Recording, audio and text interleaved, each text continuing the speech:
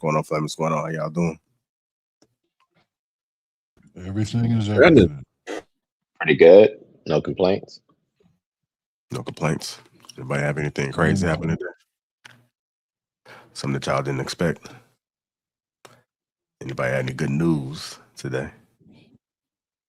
I woke up. Okay. Amen. Anyone else? See, I just had an average day. So it's like a rest and repeat, huh? No excitement. Anybody got anything exciting going on this weekend? More work. That's it. More work. American dream, huh? I'll try a tough crowd today. It's good to see you guys, man. Happy Thursday. If you guys haven't already, make sure you hit that like button. Also, make sure you subscribe to the channel. Got an excellent show here for you guys. We're going to do the part 2 of that Black Man Trust Black Women. So we're going to actually unpack the beginning of this discussion. And we have some ladies. We have a couple more pulling up in a few, but we're going to get them involved in the conversation to see if we can balance this discussion. All right. Going to get this video queued up. What up, Willie? Got them Malcolm X glasses on today, huh? No, just blue light glasses.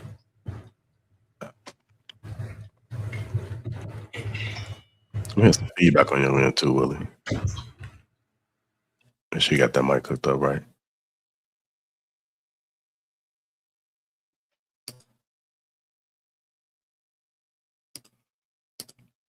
Mic check, Willie.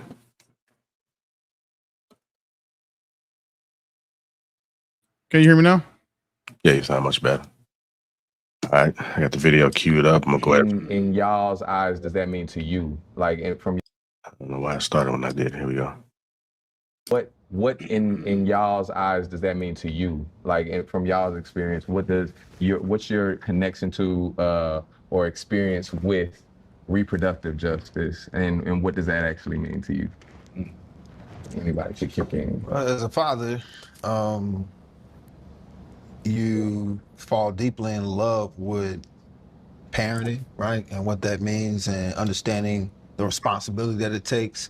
But you also learn, as a father, the mother ends up doing so much more than what you can offer sometimes, and it's just facts.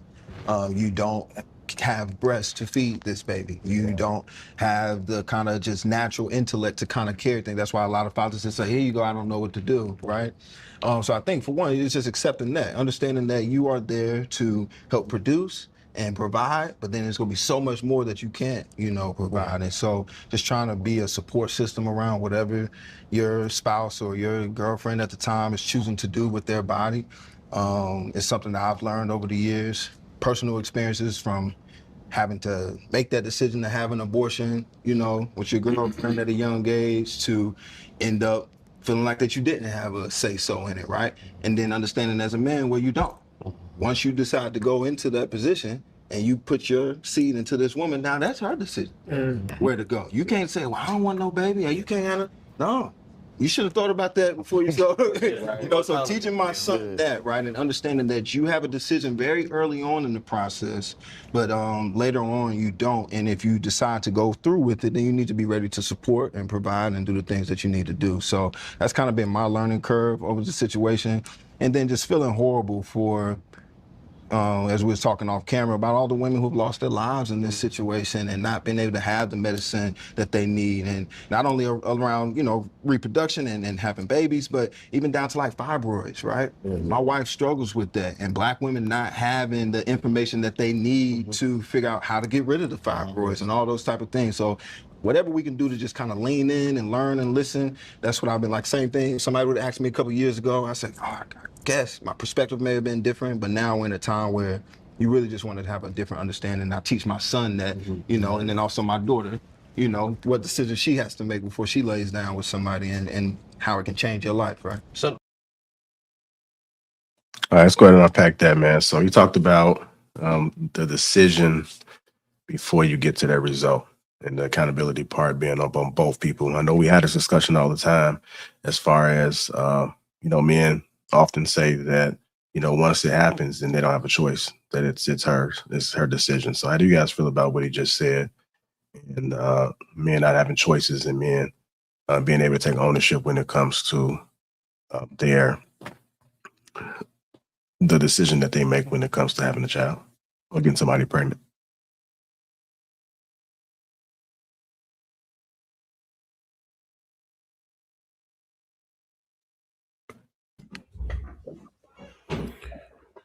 So I sort of agree in a way where there's really no backsies in that situation, because I mean, at that point, you already gave it away, and it's in the mother's womb at that point. So it is in her body. So I get that part of it. Whereas any action that you take can have a positive or negative impact on the woman's body and her reproductive system. And some of those situations are extremely intrusive. It puts you in danger for later on when you want to have children. So, and it just might not be their belief. Maybe they don't believe in deleting, right? That just might not be a thing. So, and there's going to be a lot. There's going to be hormonal changes and things that the woman goes through. So, I always tell men, listen, your time is beforehand. There's no backsies. You have a choice. If somebody crab leg you, or put a hole in your joint or something, then maybe you should be able to take some type of litigation against her. But if you were cooperative, it was a mutual decision for you to do that, you kind of passed the baton at that point. So understanding everything that the female does have to go through, then I get that point of it. I think that we need to come up with some type of a solution, though, to handle the financial side of it separate from that. Whereas either you agree beforehand or no, because I do think that there is a disparity with how women are able to eject financially, or just responsibility as a whole. Meaning, no questions asked. If you want, if Brenda's got a baby, she could just drop them off at the fire department, or many other places to support, and there is no consequence whatsoever. They can just drop them off. All right, see ya. The father does not have that choice if he changes his mind. So I think that we have to do something differently. Either neither party could go away from the responsibility, or both. But I don't think that part of it should be lopsided. I'll let it there. Go ahead, Ty. I agree with a lot of things that he stated. I do think, unfortunately, that once the deed is done and the seed is in the woman's body, it is ultimately her decision on whether or not she would like to carry that child or not. I do think after that decision is made, it can be, or it can seem like it's lopsided, especially with more men being on child support than women, and having to take care of children that they might not have necessarily wanted. What I don't agree with what Trev said is that, we don't know what the solution is, when honestly it's really a simple solution, that if you do not want children, then maybe people should not be having sex. And I know that's crazy to say, right? We're in this overly sexualized society where sex is seen as a norm, but when you really look at the implications of sex and what it does to your mind, your physiology, how you think, how you interact with other people and partners in the future for both men and women, then we probably shouldn't be doing it at all if you're not prepared to go ahead and take on that responsibility. And unfortunately, that more so leans on men, especially since men are usually the ones that are like, I don't want this child, I don't want this responsibility, I'm not ready for that. These are all things we have to think about before we actually start the action and decide to be irresponsible and have sex without contraceptive, without a condom, with no protection, because we're in the moment and having fun. We never tend to think about what the repercussions of our actions are. And then once you have to deal with them, that's when people decide they want to run. The other thing I did want to comment on is, yes, women can decide to give up their child, but I also feel like men have that decision as well. Men leave all the time and decide not to take care of their child. Some men, will report they have no income, so they don't necessarily get held down with child support. There are women that don't even decide to go that route because they would rather just deal with it themselves. But when we look at the bigger picture, who does that really help, right? Because now we have another child that's either in the system and we know the system is trash, or we have another child who has no father, so they're going to have so many different struggles that they will have to navigate through and hopefully grow out of as they get older. So I think as a culture altogether, we have to start teaching our children to be safe, to practice not engaging, especially when they're not ready and they know they're not responsible for that responsibility. Can I respond to Tyler real quick? Yeah, go ahead.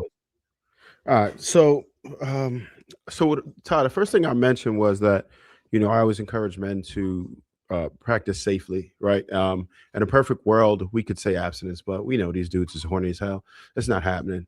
So, I would love to address it that way, but that's just not realistic. And as far as men being able to abandon it, they can't do that like women can, because women will not have to pay child support. Women will not lose their passport. Women will not get their license taken away from them. So those are all things that you can say they can abandon from the time, but they will absolutely be held accountable. It will be enforced. You will literally be on probation. That's the department that handles it, right? So what I'm saying is that women can completely have their responsibilities relinquished while men can't. So it's absolutely lopsided as far as the enforcement is concerned. All right. Go ahead, Big Aaron. Can you hear me? Yeah. Yes, we can. I just wanted to real quick. So that I don't think what Trev said was necessarily true. I think that it seems true, right? But if a father did have custody of his child and the woman didn't want any parts, he could do this exact same course of action. That's the only reason that I wanted to say that. That's all. All right. Go ahead, Aaron. Yeah, I chalk it up as one of those double standards. Here's the thing: when people engage in amorous Congress, I would like to think that they would be in lockstep in their decision making. No matter what brought you to the bedroom, once you engage in that, it's pretty serious. It's a heavy operation to engage in. So whatever decisions made to be protected, unprotected, to terminate or to keep and raise, whatever the case is, it should be lockstep, and agreed upon from beginning to end. Unfortunately, it isn't. There are times where at some point someone will have a change of mind, someone will have a change of heart, and I think that's kind of where it all goes wrong. I don't know if this ever happens, but I'm sure there are times where a man is, I want to keep the child upon discovery that one is in the oven, and she's like, get out of here. So, what happens then? And I don't promote casual, unprotected sex. That's not what I'm saying here. I'm just saying I know it happens, right? It's inevitable. I just wish people, treated it more seriously. At least had integrity of they're just being in lockstep with one another. If you can't do that, then you don't even need to get into bed with these people, because this is life-changing stuff. All right, go ahead, Bo.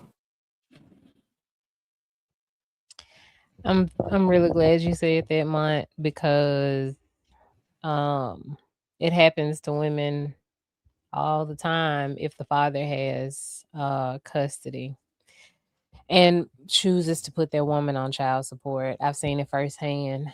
And no, she doesn't have a passport. She can't even leave the state.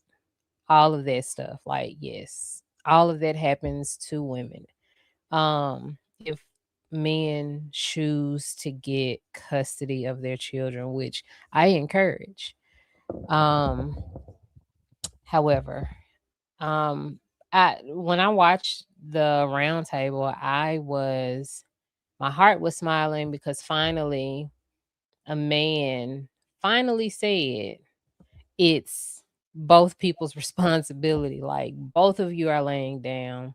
The woman cannot get pregnant without that man giving her his life force. So unless you choose to release into that woman, she can't have your baby. Like, that's just, it's not a possibility. So like, but once you do, you lose all control of that. If you choose to not do that, because it's easy. You know when it's coming, just don't do it. Put protection on, whatever the case may be. Both of you have a responsibility. Both of you have precautions that you can take. It's not just on the woman to close her legs. She deserves pleasure as well. But pleasure does not mean consent to have a baby. And if you don't want it, then you shouldn't do the thing that provides that woman the thing that she needs to have a baby. So I thought that that was very fair, because I think that it is very fair to hold both people accountable. It is not just on the woman. It's not her responsibility. It's both people. So I I was happy. Go ahead, True. You know, I was listening to the young man. I personally hate this particular topic matter because it always seems to move. Um, the buck moves. Unprotected vagina is dangerous. We need to really, in my opinion, if we gonna have any type of progress, we gotta stop making it seem like people don't know where babies come from. And we really need to stop making it seem like a woman in the exchange of having sex that is consensual is a victim, because she's not. This is not me saying that men don't have a responsibility, but it's just so convenient that men's responsibility is still now and again over even your biological process. That is autonomous, like autonomously yours, like individually yours. So if you are going to arrive at the plate of giving your body to whomever you choose, you need to be an adult about it. Sex is an adult activity, but it all and we're smart enough to understand the smartest way to probably do this is to be in a relationship that you don't mind if an accident occurs. Accident, right? But I just don't understand. And from what I've studied, don't have a vagina. From what I've studied, getting pregnant is not an everyday type of thing. This happens around a specific time of the month. That so if you've been with yourself from 13 to 23 to 30, and you don't know when your cycle is at its peak, you're an irresponsible person. And I get tired of that. Like dudes like him and other men, in my opinion, who subscribe to thinking that we have the same level of responsibility. I don't agree with that. I think that there's things in life that we have to carry and own. When I was a young man, and I'm pretty sure the young men on this panel, we were taught that we were not supposed to handle young ladies in a certain way because we're physically stronger than them. That when we're around them, we need to treat them in a certain manner because our physical prowess is just more dominant. Somehow, some way, women didn't get the memo that babies come out of you. So it is your responsibility, young lady, to make sure that you take extra precaution. And I can't subscribe to it being an equal fault. It doesn't make any sense. Don't try to take the easy route and wrap it up around pleasure and wanting to get the benefits of it. And then when real life hits, you want to punk out and back out. That mess is nonsense. And I'll land. Can I True's making respond a real quick? yeah, he was making a compelling argument, He was making a compelling argument. Okay. changing my mind. I was going to I was with you for a second, True. What I don't agree with, right, is a few things. First and foremost, you stated like boys were taught you you have to handle women a certain way because you're stronger than them, right? You are also taught to wrap up, put a condom on, because you don't need to be out here making babies. So if even though we are both consenting adults, and I'm not taking away the responsibility from the woman, just as she knows that she's laying down with you to have sex, unprotected, you also know that there's a risk that if you have sex unprotected, you may get her pregnant, right? Because like you stated, you don't know her cycle. And believe it or not, what's crazy, because you stated this, you were like, I'm not a woman, I don't have a vagina. But from 13 to 25 or however old, you should know when your cycle is. That's not true. For a lot of women, let me tell you why. There are a few different factors, right? Everyone's cycle is not a regular 28-day cycle, right? A normal cycle goes 28 days. Right after your period, you have about, I believe, four days before your ovulation period. We started learning this once we got apps to track our cycle. That has not always been a thing. Everyone also doesn't have a normal cycle. I had a friend that didn't have a period for 6 months and got pregnant. Okay. So every woman's body is not the same. So just to blatantly say like she should know when this is happening, they don't always know, unfortunately. But it's still both parties' responsibility. I'm not saying that it's just the man or that it's just the woman. It's both of our responsibility to make sure we're having protected sex if we decide to do that, because we know the risk is if we don't, we could get pregnant. Not I can just get pregnant. Yes, the baby's in my body, but it's your seed. So now it's our responsibility, right? If I decide I'm going to have this baby. Now, I agree with Aaron to a certain degree. That should be a conversation. Should we do this? Should we not? And depending on where that woman is and what she decides she wants to do, because also the procedure of terminating a child is extremely traumatic. When women go through it, it's something you never forget. But also it's very traumatic to have a child. Women die giving birth, especially Black women. It changes your body so much. He spoke furthermore about fibroids in that video. A lot of Black women start getting fibroids after we have a child. We don't even know why our periods and menstruals are so bad. They don't educate us on this stuff. And then all of a sudden we have all of these issues in our uterus and we're unable to have more children.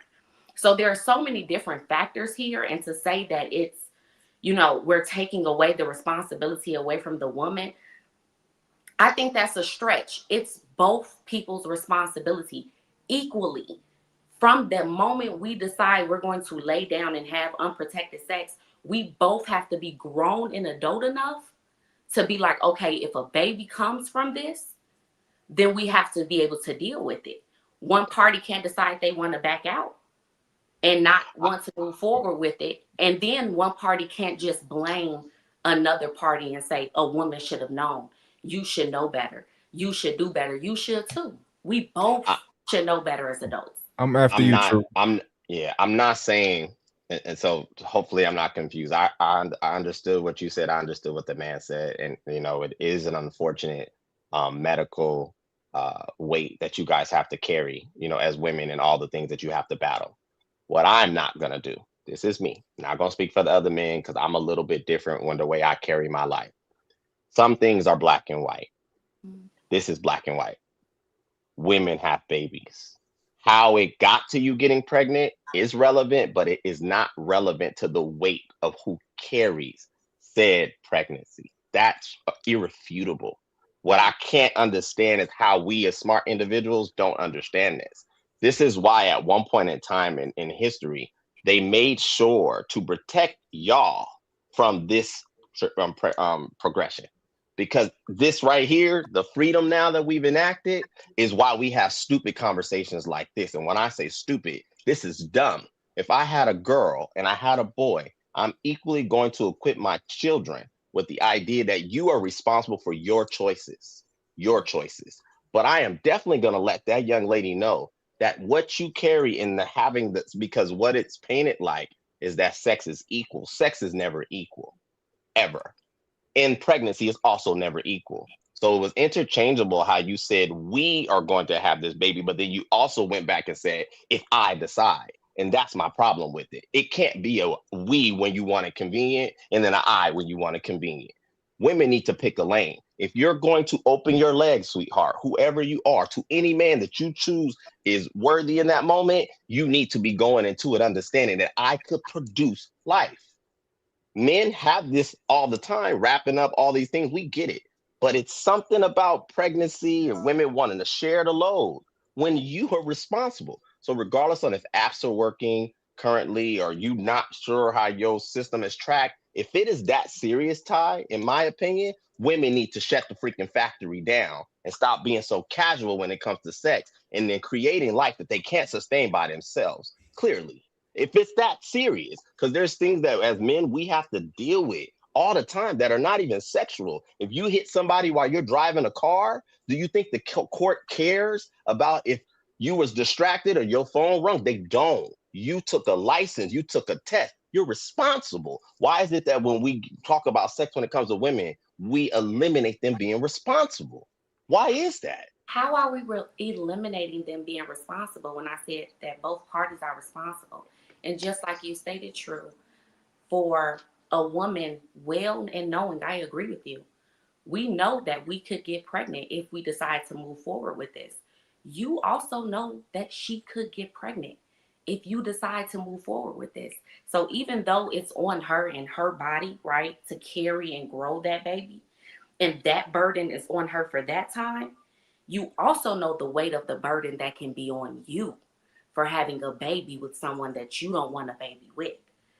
And I'm not just talking about child support, but the stress, baby mama drama, dealing with someone that you hardly know and don't like, and having them actually raise your child.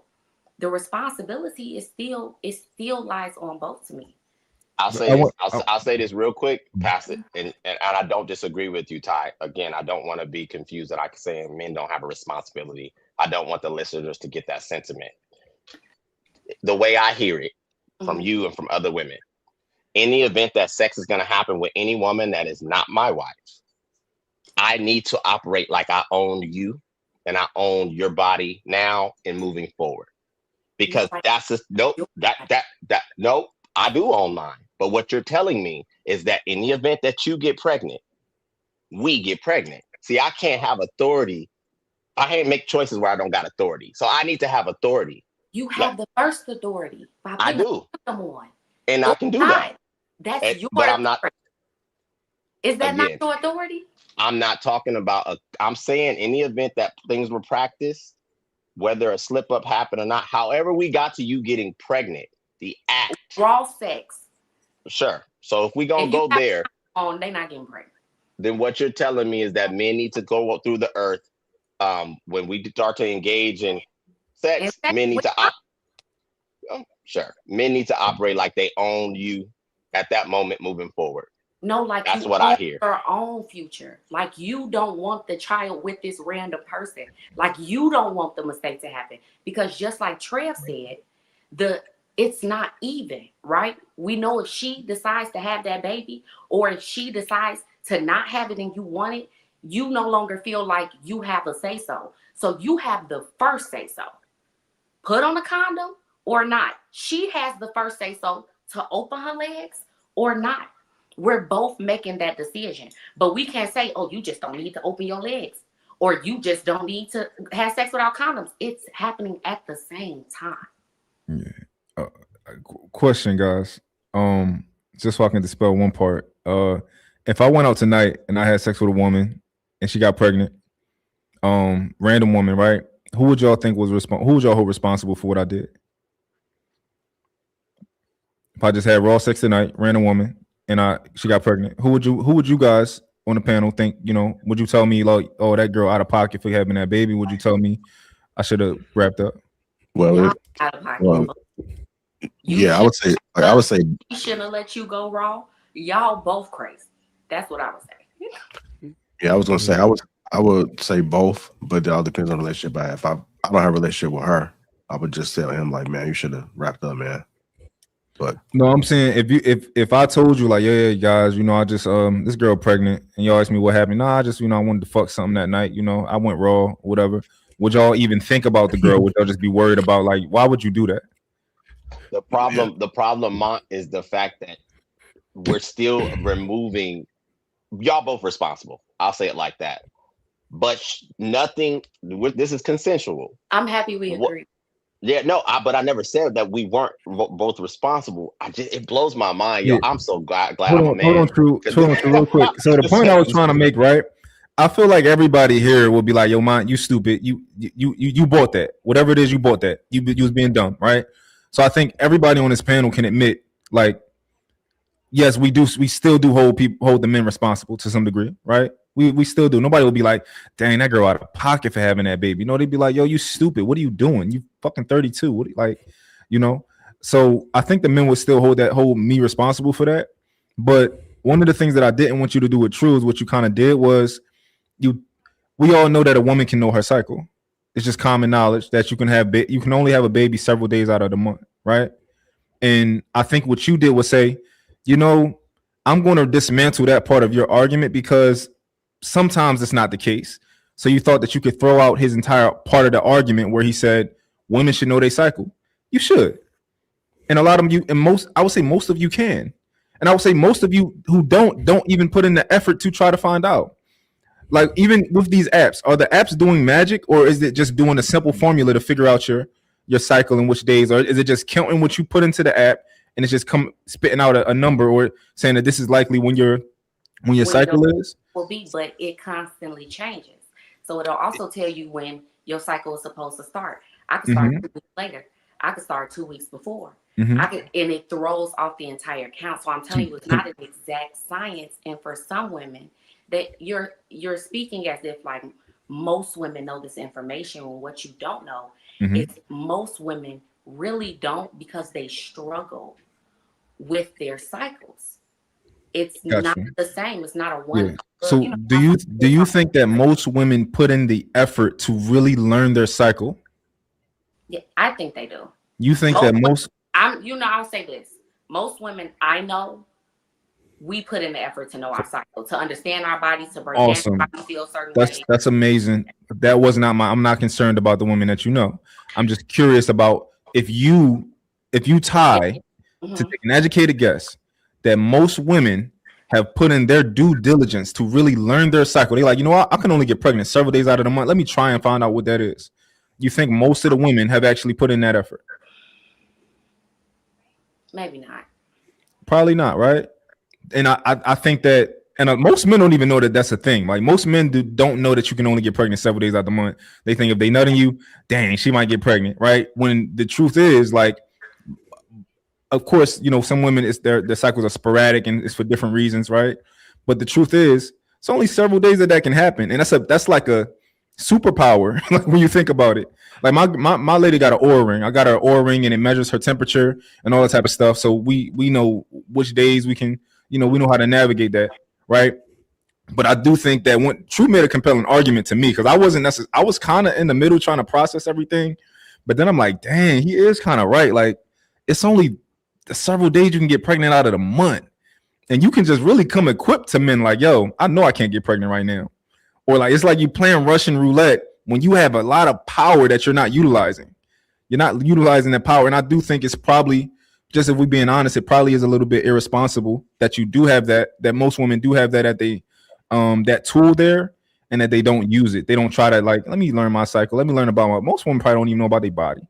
Right. So all right, hold on, y'all. Let me let Bo respond and then go to Willie, because he haven't spoken at all.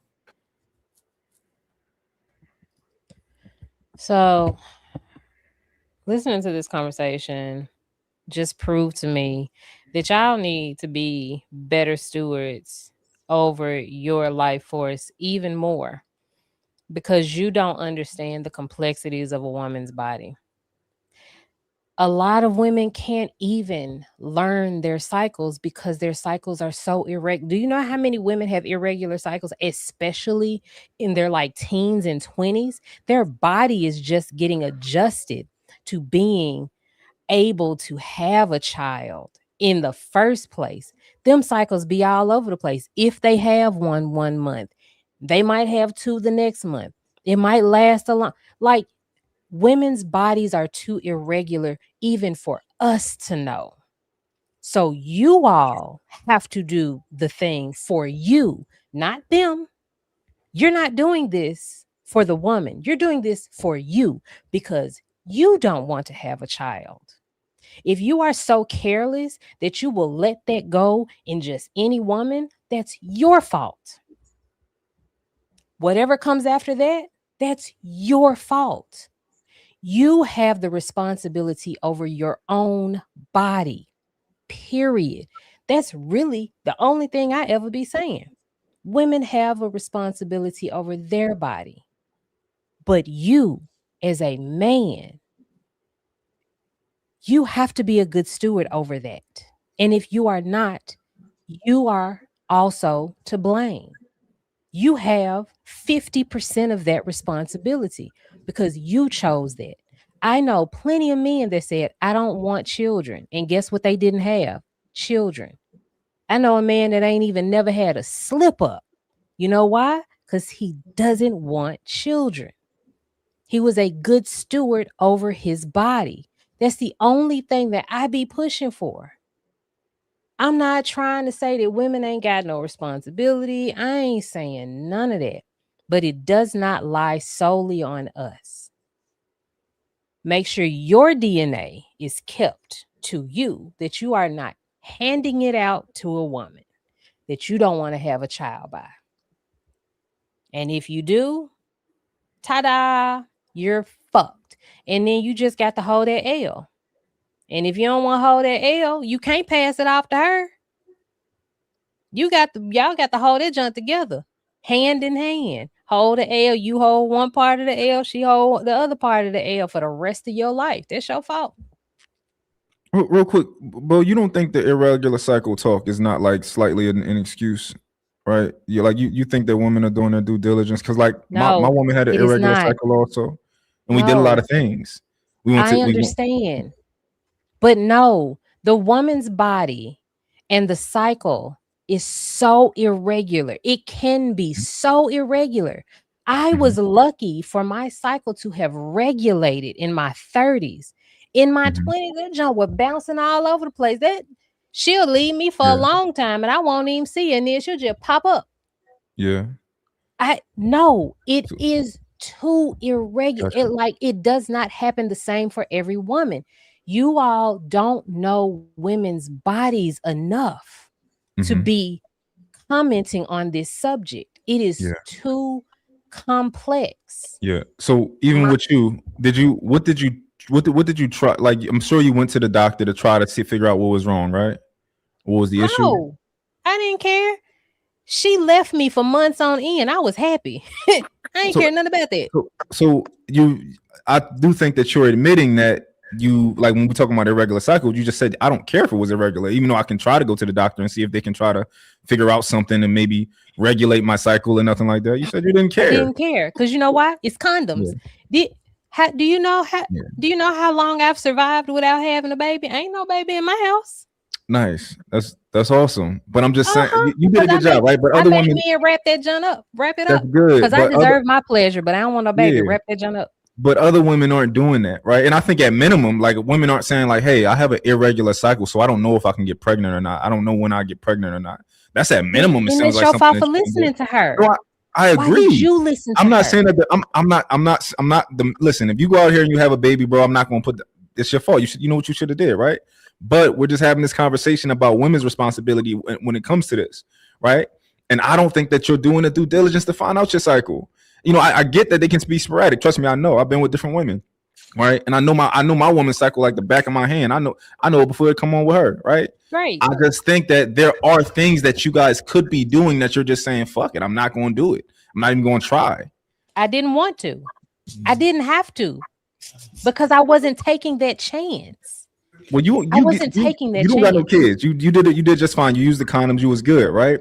But the other ones we're talking about right now, the ones who are not using the condoms and who are not saying I have an irregular cycle, right? So I can get pregnant any day. If a man, yes, women say that all the time.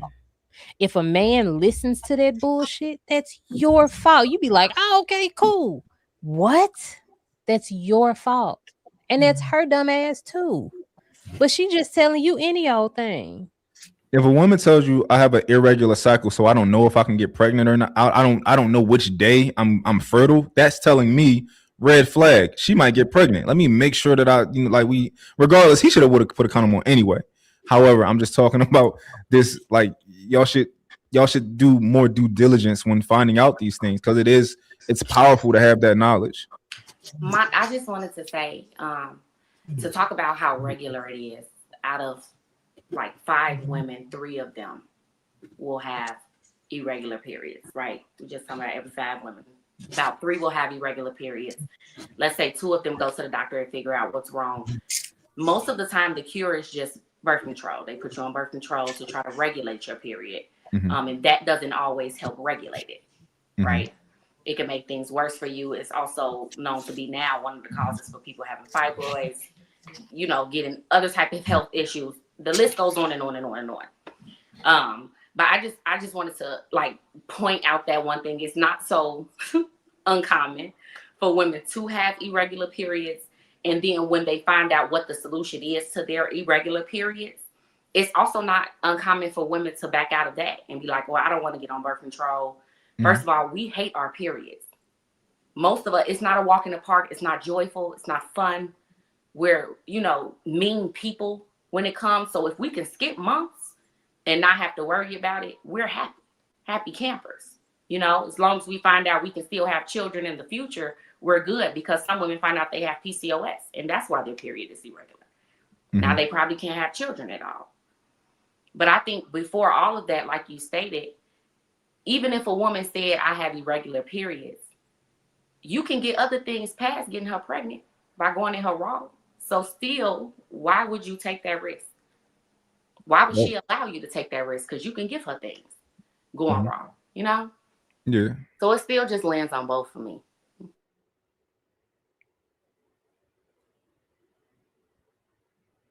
Yeah, I had a question, because I tend to believe that. Hold on, White. Let me get Willie in there first, and then I'll come to you. My bad. Go ahead, Willie. There's a lot of points are being made on both sides, and unfortunately, it's always the women's side where they use these minorities to justify the entire whole of the conversation. For example, you said, you know, having abortions is traumatic. Well, 50% of Black women that have one abortion have had 2. So there's that. 2, we said that the majority act like having an irregular cycle is something that's the majority of women suffer from. It's less than 30%. And then Ty just mentioned something like PCOS that only 6 to 13% of women suffer from.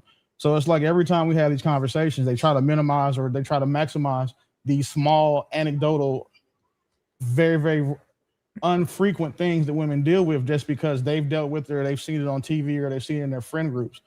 As far as who's responsible for having a baby, that's super simple. If the woman has the full say to have an abortion without having the father's input, then that man should be able to say, well, okay, if you keep this baby that I don't want, should be able to walk away from it. It should be a legal document. It should be something that once she's declared that she's pregnant or she decides that she wants to keep the baby, he should also have the opportunity to say, you know what, I want to have this baby or I do not, because having a baby is a 2-part process. It's conception and then delivery. The only part where a man has any say is in the conception of a baby.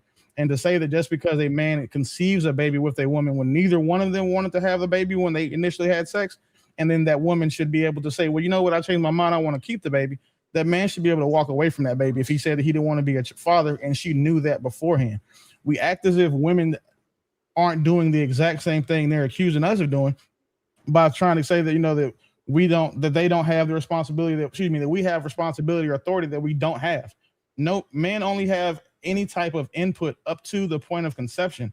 Once that baby is conceived, they don't have to come to the alleged father to say, hey, do you want to have this baby? It's not a 2-party consent thing. That woman can just go have a baby that she also knows that man does not want, that she also knew that she did not want and agreed that she did not want with that man before they both laid down and agreed consensually to have unprotected sex.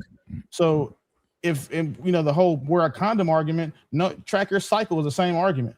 The fact that, like you're saying, that, you know, it's been alluded to that men don't understand women's bodies. Well, unfortunately, you know, some of us do. And we learned that women can only get pregnant through a small window when we were in high school. That's not something that's uncommon. That science didn't just come out in the past 20 years. So if you look at the American Obstetrician and Gynecology Society, they explain that in great detail. And that article was written in 1994. So if saying that men don't know women's bodies, no, you just don't know what women will do once they get pregnant. Because before a woman is pregnant, she's thinking about, you know, I want to be fun, free, and all the rest of this shit. But once she gets pregnant, she's like, well, damn, I might not be able to get pregnant again, or I'm pregnant now, or I'm scared to have an abortion, or I'm scared to admit that I'm, it's all of these different factors come in that man has no say in. So it's disingenuous and just categorically untrue to say that men have the same power that women do when it comes to having a baby. Go ahead and respond, Bo, and then we get in, Mike. I think this is where we run into a problem when we want to use statistics. Unfortunately, it doesn't work when you're talking about women and their reproductive issues. 70% of women with PCOS go undiagnosed.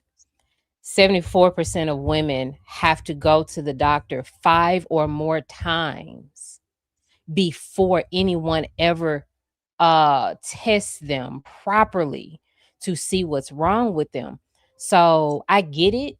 Like your numbers are true, but you also have to take into account how many women go undiagnosed, misdiagnosed, and untreated and mistreated for what they have and for how they feel. A lot of doctors do not take us seriously. So that's why I say it's too complex of a subject.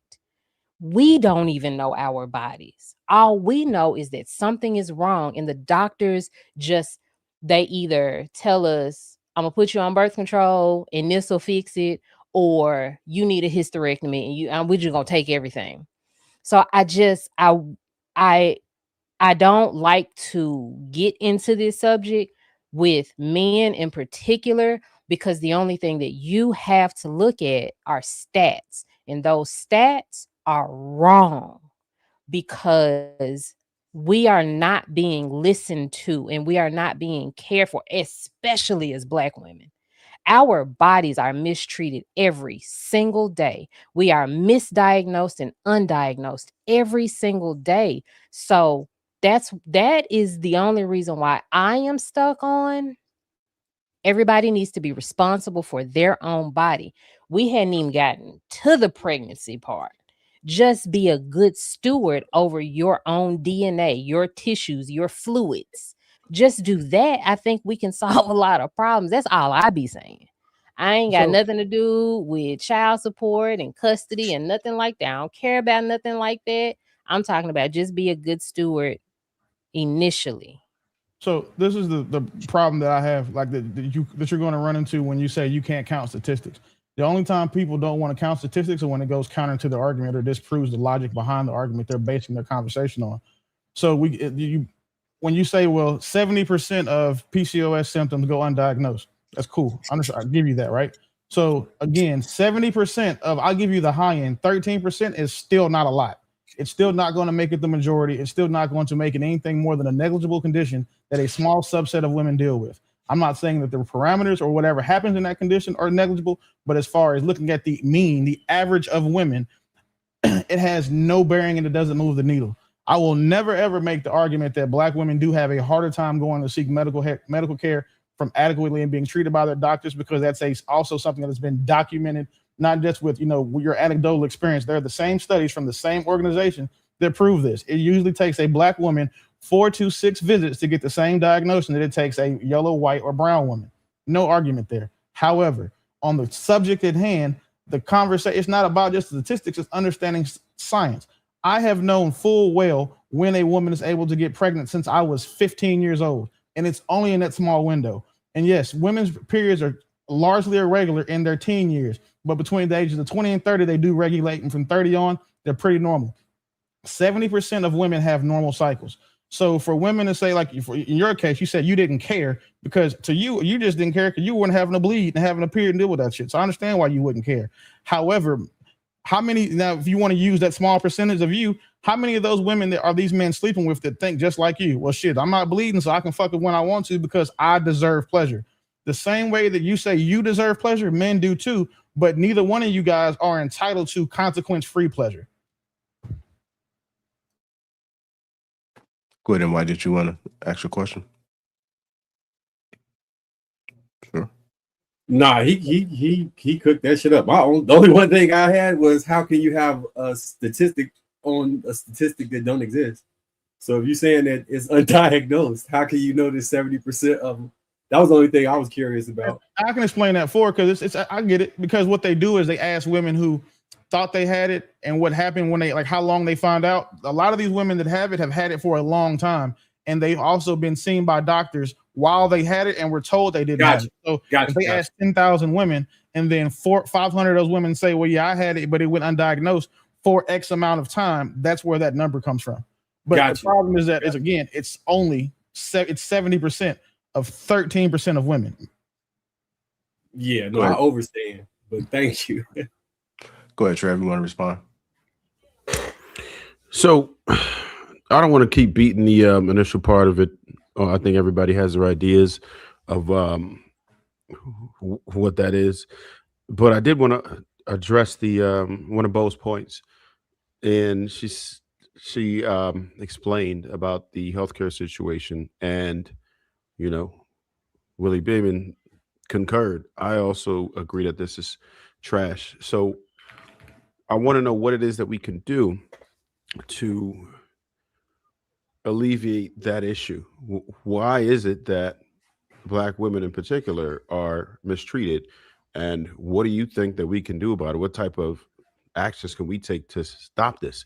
Now, I know there are absolutely different tiers. Western medicine is very different than Eastern medicine. That's one thing by itself. If you are here, your health insurance will cover some types of medical benefits. But if you see a doctor beyond that, if you have more money, if you have private doctors, you see better care and you get different answers all the time. This is facts. Anybody who's ever been to a private doctor that is not under your insurance, then you know that they are superior to that healthcare insurance, and you are treated like a second-class citizen. And then if you still happen to be a Black woman, even worse, right? So now I bet the question, if anybody has any idea, what could you do about that? Because that's a major issue. We already dogged the other point. So like, what could we do? They also mentioned that in the video too, where it's a point of concern. But if we're going to mention it, what is it? What can we do to fix this? Because it's a situation that we have to address. We can't accept the fact that Black women are going to continue to be mistreated medically over and over and over again. But how do we stop it? There's not going to be anything that we can do in mass to stop it, because it's an organization and an industrial complex that supports doctors making these diagnoses, because Black women or Black people in general have been viewed as guinea pigs and test subjects for the majority of this medication. And if you look at what it costs Ty to have a baby in the same hospital with the same conditions, under the same circumstances, in the same room with the same doctors, what she pays for that baby is going to be up to, on average, 30% higher than her white or yellow or brown counterparts. So there's nothing you can do about human greed. The only solution that we may have in the interim, which is still going to be delayed 10 years at best, is have more Black men and women become doctors and gynecologists. And so then that way, and then not only become those doctors, but specialize and prioritize people that look like them. The problem with that is that when you do that, you still have the greed, the human greed, and just basic psychology. These Black men and women become doctors and realize, well, shit, why would I go do this job for $250,000 a year when I can go work for these white folks and make $600,000, even though I'm having to exploit people who look like me? And one thing that I've learned about people in mass is you cannot beat greed. And when it comes to dollars, they're saying if it doesn't make sense, if it doesn't make dollars, it's not going to make sense. So for one of the things that a few of us have the ability to do is pay for concierge medicine. And if anyone's not familiar with that, just Google it. But there are insurance companies. So concierge medicine allows you to pick the specialist of your choice. In what it doesn't, there's no networks, because you're paying a high monthly premium. Like I pay $3,600 a month. But what that would mean is that, say, if me and my woman were having a baby, she can pick a specialist anywhere in the world, and that's who will be her doctor, because what we're paying for. And the reason why I spend that money is because, like, I have children that are going to go through the same thing at some point, where a doctor's going to tell them, no, you're not sick. We don't have that problem. If my son says, hey, daddy, my balls hurt, I want to go get him checked because he may have testicular torsion because it runs in our family. And going to a regular doctor, they'll just give you Tylenol or Advil and tell you to stay off your feet and put ice on your nuts. not knowing that if you have that condition for more than 4 to 6 hours, you can actually lose your testicle and your ability to have children. So there's a lot of things where, like, they've put the access to adequate medical coverage or medical access, the dollar amount and the barrier to entry is so high that 99% of people can't afford that. If any of us looked at just the majority of people we know, how many of them can afford to pay $3,600 a month for adequate medical coverage? When most of us are complaining about paying $500-$600 for a family. And then that doesn't include dental. And then concierge dental is a whole separate conversation, but it's not really worth the money because most dentists will you can pay a dollar amount for that. But like it does include vision. And a lot of us didn't even know what concierge medicine was until I just described it. And that's been a viable solution to anybody. I would hope that any woman who's married, any black man who marries a black woman, does what he can to make sure that his wife has that type of coverage, because of how prevalent it is for black women to struggle when they go to get the same diagnosis that could save their lives. Breast cancer diagnosis take longer for women. Ovarian cancers take longer for women. Cystic fibrosis diagnosis take almost 6 times longer for black women, just because there are so many other things that black women are predispositioned to, and it's profitable to treat those symptoms first. So if the majority of black women are obese, they're always going to go in there and say blame it on their diet.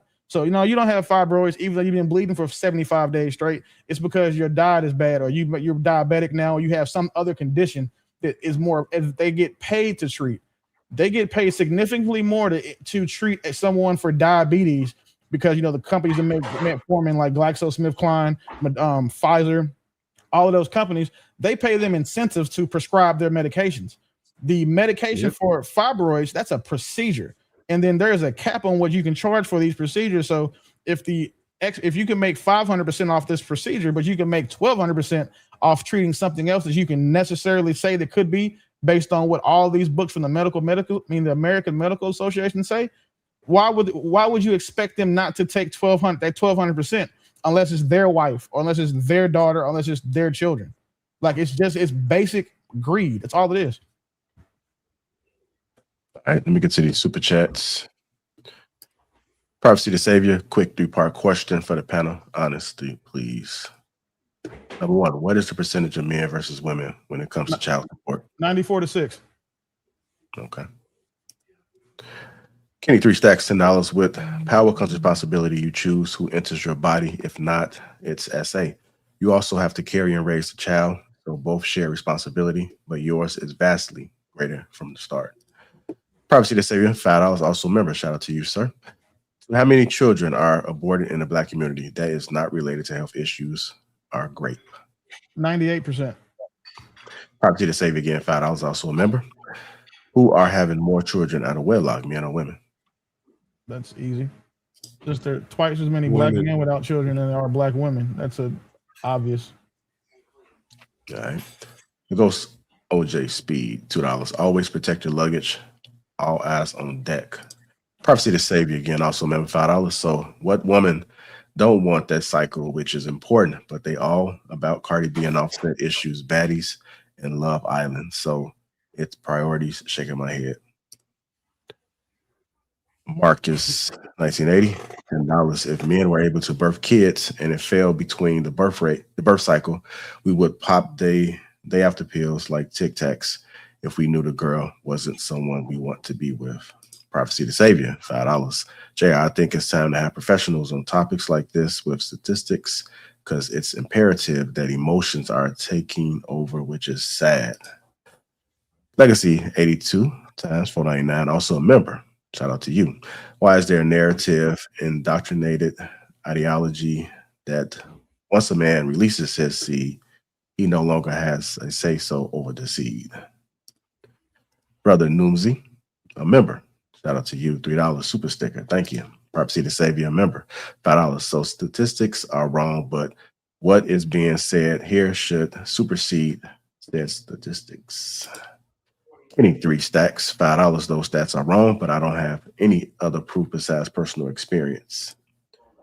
Fifi 2, $5. An irregular cycle is one that doesn't fall between 21 to 35 days. So a cycle that is 25 days, then 27 days, then 26 days is counted as regular. And lastly, Insania 1, $5 to everyone on the panel. Fist pump. I want to thank everybody that has contributed. Hit the like button, y'all. We are at 117 likes and we have 318 people watching. Make it make sense. Hit that like button. That's the best way to support. And if you want to share the stream, if you're enjoying it and want somebody to hear it, please go ahead and do so now. Let me go ahead and get this clip back up because I have to reset. Jared, one thing, you know what's crazy they say about wearing condoms? You know who can make sure somebody wears a condom? The woman that's getting fucked. Because if she requires a condom, nigga's gonna put it on. He can't not fuck her unless she without the condom that she requires him to put on. Okay. Let me check something right quick. He could also just put it on because it's his hands and his dick. What'd you say, Ty? I said he could also just put it on because it's his hands and his dick and his money and his future. As well as hers.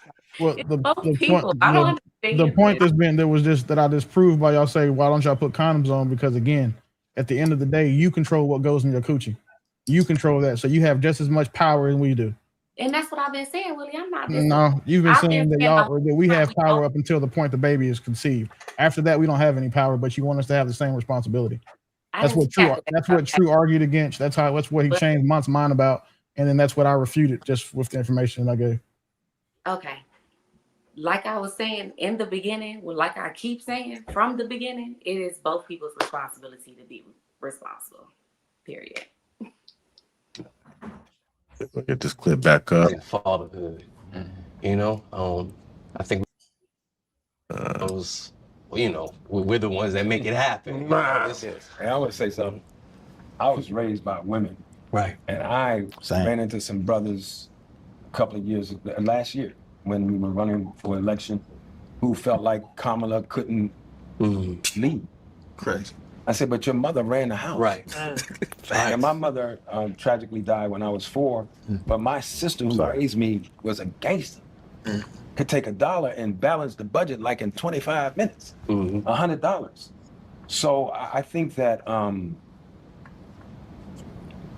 in order to trust Black women, we gotta kind of like, I think you and I were talking about, or no, I was talking to my driver on the way over about holding yourselves accountable. 81% of people don't talk.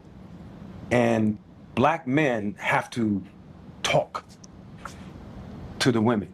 And a lot of the women, and it's not 81% of women, it's 81% of people don't talk. So I think it starts with a dialogue. But I can personally tell you, I can't imagine walking around with another person inside of me. And I think that we have to yield to women. And I don't think the government can tell you if you were raped. I mean, they're talking about if you were raped or molested, that you have to have that child. I don't think the government should have any say in that. Along with women having a choice of their bodies, we also have to teach our daughters and sons how to be responsible. Not rely on the plan B, you know, because abortion shouldn't be used just so you can all go out and have a good time. Right. Because we walk away, you know, but women have to deal with the body, the changing your body. It's so much. I tell my girl all the time, I couldn't do it. Just having a menstrual cycle. I would say, God, can y'all let mine come like once a year? I could pay somebody once a year because I watch my girl go through the changes emotionally, and not just physically, but it's a lot of shit women go through. So I think men, honestly, need to sit down, shut the fuck up. Right. It's a lot that we don't see because if you weren't raised that way, you don't know. It's like you listening to you guys trying to be good husbands. But the women gotta let us in, and we can't tell them what to do. And I think this government has to step back and let women make choices for themselves. Women are the first wonder of the world, despite what's said. It's the first wonder. Exactly. That's the only thing outside of God that I know that creates. First and foremost. The issues that we have are that the woman knows before we know whether or not life should be brought into the earth, brought here, or if it should be aborted. They deserve to have that right for the simple fact of America does not allow us to run a system the way we should as a family. Men don't understand You may be the leader, but you might not be the provider. Do you know how to lead if you are not the provider? In the midst of trying to figure it out, we coming from a whole bunch of systematic, it's been constructed for us to be the way that we are, to think that we are. That's not how it was programmed. And then talk about that program I mentioned where they took they paid black to take fathers black fathers out of the house. And then from there, me and Cliff was talking about that. When it started with the Section 8, women were able to take care of the kids without the man being in the house, which gave her the mindset that I can be the leader because I have to be the provider. And then after that, it was the crack epidemic, which guys started using or they was going to prison. Regardless, we stayed out of the house. Now it's social media, and the thing is, we were always here to protect the black women. And if you ever seen the movie Sparta, men were actually the leaders, but the leader knew how to lead because he still trusted the woman with the gift that God gave her, which was intuition and discernment. And if you knew how to treat your woman and she knew how to love and that stress was off her, it allowed y'all to operate as a family unit, to be able to trust her so she can be able to trust you. Once you realize how powerful that woman is, a lot of us run around, and even for myself, I struggle with being monogamous because I didn't understand the value of the woman. But once you put a woman next to God, would you play with God the same way? And if you knew what you possessed as powerful, I don't think that we would run around with the promiscuous mindset of thinking it's okay because we want to look at women the way that we are downplayed the thing of how they are. So I know a lot was said there. I see you guys are in agreement, which is a good thing. So I'm gonna go ahead and start with you, M. White. I know you haven't spoke much. I'm gonna go to you. Let's get Aaron and Mike in there too. You went to me because Buddy has a tweet. All right, so where do I start? So when we watched the video originally, I thought it was only the guy who was talking about monogamy. He actually, I believe, is also a straight male. So we had 2 out of 7 or however. Oh yeah, and well, you wasn't here, but I just want to kind of keep it off, like sexuality of the men and straightness, and just focus on like what they was talking about. Well, the reason that I feel like it was relevant to speak on it is because he spoke to his struggle with monogamy, right? And my consistent thought process has been that when it comes to men who like women, they have an attraction to women, and then monogamy is not like the natural default. He was saying he had to place a woman in a position of God in order to be able to see that monogamy was, so he had to worship her in order to think monogamy was the way to go. Am I true? Did he say that? He said, okay. I was making sure I'm not tweaking. So that was the reason I brought it in. It wasn't to talk. And there's a vast difference between the way we're going to say A-type men think and B-type men think. So we're going to leave it because I maybe you're trying to. A-type men typically want to be leaders of their family, which he was speaking to, and appreciated the woman. And he was saying how he wanted to let her be a divine feminine and provide love and care and appreciate her. I think A-type men can appreciate that sentiment. I think B-type men can appreciate him more. So there's a difference in understanding. The reason I was highlighting it was because of that. But I honestly think that's all that shit was Democratic talking points. Like it, I applaud them for their intent to appreciate black women, which they should be appreciated. I don't got no issue with that. But it's like veering into the lane of where you don't got to emasculate yourself or make yourself submissive to women to love women. And if you try and convince men that that's how we're supposed to operate with women, you're going to have a whole lot of angry ass men and a whole lot of mad women. Because women in bulk is not choosing or chasing the nigga who run after them, putting them on a pedestal and treating them like God. Like, you are my queen, I worship you. That's not who, like, that's bad information. That's my question really is, who selects the people for these things? Because what they're doing is picking for a narrative. And I'm sure they which is, I know we're not talking about the personality, but the personality type and the talking points usually coincide each other. And because of that, I think that the person selecting people was selecting for a specific conversation to occur. And that conversation is occurring in a way where, those men all while doing the admirable thing of appreciating and speaking highly of Black women, they put themselves in positions of submission. And I don't think that a man should operate from that stance, especially within his home. And again, I know we leaving those things out, but it's not in the vacuum that's happening. So I'll meet up for right now. All right, go ahead, Big Aaron. Yeah, shout out to M. White. You didn't leave me much chicken left, huh? There's nothing left on the bone, man. Yeah, no, I agree, man. It was hard to really figure out what this guy was saying because it seemed like a worship fest. He opened with he doesn't know anything else that can create but God and then a woman, because because a woman gives birth. It's right there. It threw me off. I'm like, what is the definition of create? When God creates, come on. When a woman gives birth, she's not creating anything. Something is developing inside of her body and we're waiting for it to come out. And then she does a whole lot of physical work and labor getting it out. But the act of creation implies some sort of deliberate cognitive ability, decision making. Like creativity is an intelligence component. So because a woman gives birth, she is the only other thing that can create other than God. After that, he lost me. All right, go ahead, Mark. I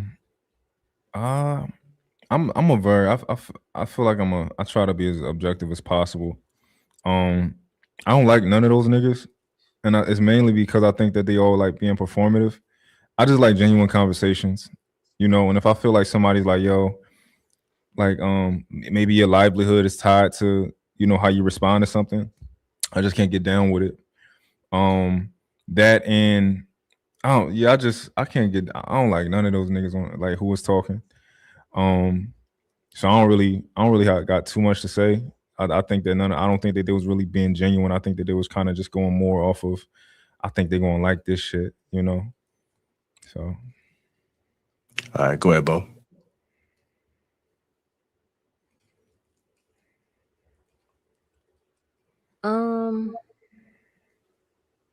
I'm having a hard time right now because I feel like it doesn't matter what my response is. It just wouldn't make a difference, especially from what I just heard the guys just say. I feel like it would be a moot point. Like I said in the back chat, all I hear is white men. Like I just hear, it feels like I'm talking to white men. And I just don't talk to white men. And so I feel like any response I give is going to be met with a lot of resistance. And I think I'm just not in the mood on this particular subject this time. So I just gotta let them have it. Can you give a little bit more context as far as when you say like white men? I'm not putting it together. Everything Marcus said, every single word. Like I'm not trying to be insulting. I just am speaking on how I feel. Like what that puts me in the mind of when you talk to white men about racism. It feels like that when I hear stuff like that from my own men. So like, and I stopped talking to white men years ago. So I just don't know. Why That's is there such as specific as I could be. Go ahead, True. I'm sorry. No, I appreciate your involvement in these conversations, Bo, because you bring sometimes a different energy, a different perspective, which I think is needed. However, I think removing their sexual nature, sexual preference, it's very hard for a man like myself, and I think the other men, to hear males speak for men. All the stuff they were saying was nonsense. It just was just downright nonsense. This separation of why the women in this community want to remove the position that we have by birthright just blows my mind. The mere fact that the decay of the community exists is because they continue to try to move the men out of their birth position. I don't get that. And so, like you said, you bother. I'll say personally, I am too, because the minute I heard the guy say the next best thing next to God was the woman in creation, that's blasphemous. I just don't know how to sit there and arrive at that being true. Men are the beginning and the end of everything on this planet. Everything. Don't know why that's so hard for our women to understand. The beginning and the end. This does not mean y'all not important. We both have function, but pregnancy, like we were talking about moments ago, can't happen without our contribution. The mere sex of the pregnancy and the child cannot happen without our contribution. The sustaining of that life can also not happen without our contribution. Why is this a point of arguing? It blows my mind. And I think that particular show gave the mic to males who may look like us, but do not operate and have our ideology. These men are compromised, like I said on Tuesday. They do not know who they are. They have identity issues and crises, and they are speaking for a mass of men that do not have this freaking problem. That's not how men operate. So you say white man, I think a man knows what he brings, what he sustains, what he's accountable for, what he's supposed to freaking be doing. Those men on that panel are compromised. And I'll land. Okay, I kind of want to respond. So I think it would be more relevant for you to just say whatever point that you have. Obviously, I don't agree with any of the things that you're pro in regards to this situation. And we're just gonna have to agree to disagree. So you can speak on your things without trying to call me a white man or all this other extra shit. It's irrelevant. At the end of the day, there are things that work and there are things that don't work. Families work. Not having families don't work. If we want our civilization and people to continue to exist, men and women have to have sex and have a baby. Men and men having sex do not create a baby. So it's not a thing for me to discuss, because that's not my forte. I'm speaking on the thing that I care about: men and women coming together to have babies and families, and how that's done. If you don't plan on doing that and you throw your input in, and especially if it's opposite of what the rest of the men who want to do that are saying, then you're in the way.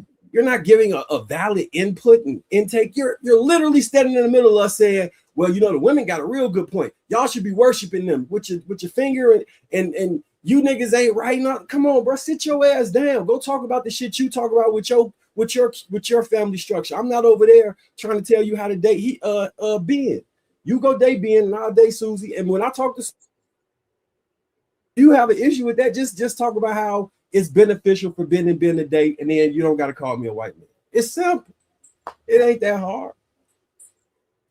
All right. Go ahead, Tom.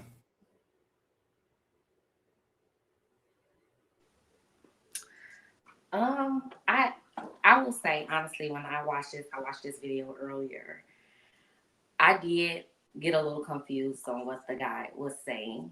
I appreciated him, you know, for appreciating women and us birthing children and everything.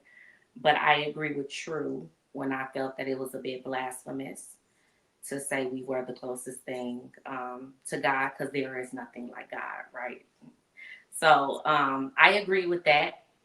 I also think overall, right, because when I first watched the video, it felt good to see a video where we weren't being demonized, where men were talking about loving and everything like that.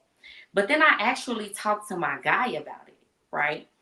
And it's so funny because I was going to send him the video, and he was like, I saw that video and it was trash and they were pandering. And he agreed with everything you guys were saying. And it really took his perspective. And honestly, as I don't know if I come off like this on here, but I'm usually like the optimistic, positive, like I see the glasses half full type of person. And he is the opposite of me, right? He's more pessimistic. Is no, that's BS. That's not how people think. Like, that's not what we think. And it got me to understand, like, are they pandering? I did feel, even though certain things we can't talk about on this panel, that it wasn't a great representation of Black heterosexual men and their feelings and their ideals and how they show up for women and what women mean to them necessarily. I felt that there were other inputs that didn't really fit the narrative. But I do want to say it just seemed nice to see a video where Black women weren't being demonized, where they just said nice stuff about Black women. That's all I got to say on this. All right. Can I just add this time? I want to say that I didn't have no issue with that part specifically. I actually said that was good. My issue was placing men in submission and having them worship people. That was the problem. No, right? and I like those videos. I want to see Black women appreciated too. Yeah, so I want to make sure that's not a misframe. And white, I agree. I thought that it was what he said specifically about like comparing women to God was like, you know, that was a little much, but it was like, it's great that we're having this conversation of appreciation for women, and you know, they do carry the baby, and that is a big thing, but we don't do it alone. I do agree with that. There are both that are necessary, and I do think that men are made to be the leaders, right? And we are here as helpers. I in total agreement with all of that, but it was, you know, still nice to just see a group of Black men say positive things, especially in today's age, because all we constantly are bombarded with is negativity from both sides, men and women. So, you know, that's all you can find on the internet is either one or the other. Is either like men saying blasphemous things about women, or men saying everything that they know that you want to hear. Like, so you can go on whichever side of the internet, you're gonna find whatever you want to hear. Do we think? Go ahead, Trey. Yeah, I mean, I do understand that Black women should be protected. Black women should be loved, appreciated, everything else. That to me, it should be a given. I know that the way that the internet appears, sometimes it doesn't seem like that, but yeah. And I would say for the most part, everybody here representing would agree with that sentiment. But you know, there is a threshold that you can go beyond where it just gets ridiculous. And I think that's what we saw. And maybe it could have just been the energy in the room, right? Because sometimes when you're having these conversations, depending on what the vibe is going to dictate what the others people's response is, right? Like, let's just say somebody was pissed off and they start yelling. Not everybody yelling. If somebody is this, they see this as the vibe. It could have been directed or anything. It just didn't seem realistic. I was like perplexed at how they came to that those conclusions that they did, because it just didn't seem sound to me. I'm like, nah, it didn't seem genuine. I understand what it is that they're trying to do, but sometimes you have to recognize that people will be able to detect authenticity or the lack thereof. So Right. I mean, go ahead. Oh, you go ahead, finish. No, you good. I think Bo was about to say something. Bo, will you respond? No, but I will say this. I was not calling Marcus a white man. I said, you remind me of when I talked to white. You sound like them. So I want you to listen to the words that I am saying. And I said that I do not mean to be offensive, because this was not an insult to you. This puts me in the mind of these conversations that I have. So I want to make it very, very clear. You took that personally. I did not call you that. I was not saying that about you. I'm saying that those talking points are the same talking points. If you just put it in another conversation with them, it sounds alike to me. That's a me thing. So if you want to take offense to it, that is your choice. I don't know what to tell you about that. So, Bo, question: what does it mean when you say that? I got an even better one. So if I say, Bo, you sound like a bitch right now. Am I calling you a bitch, or am I saying that you sound like a bitch? Is that disrespectful? Is that insulting? It's real disrespectful, right? No. Oh, okay.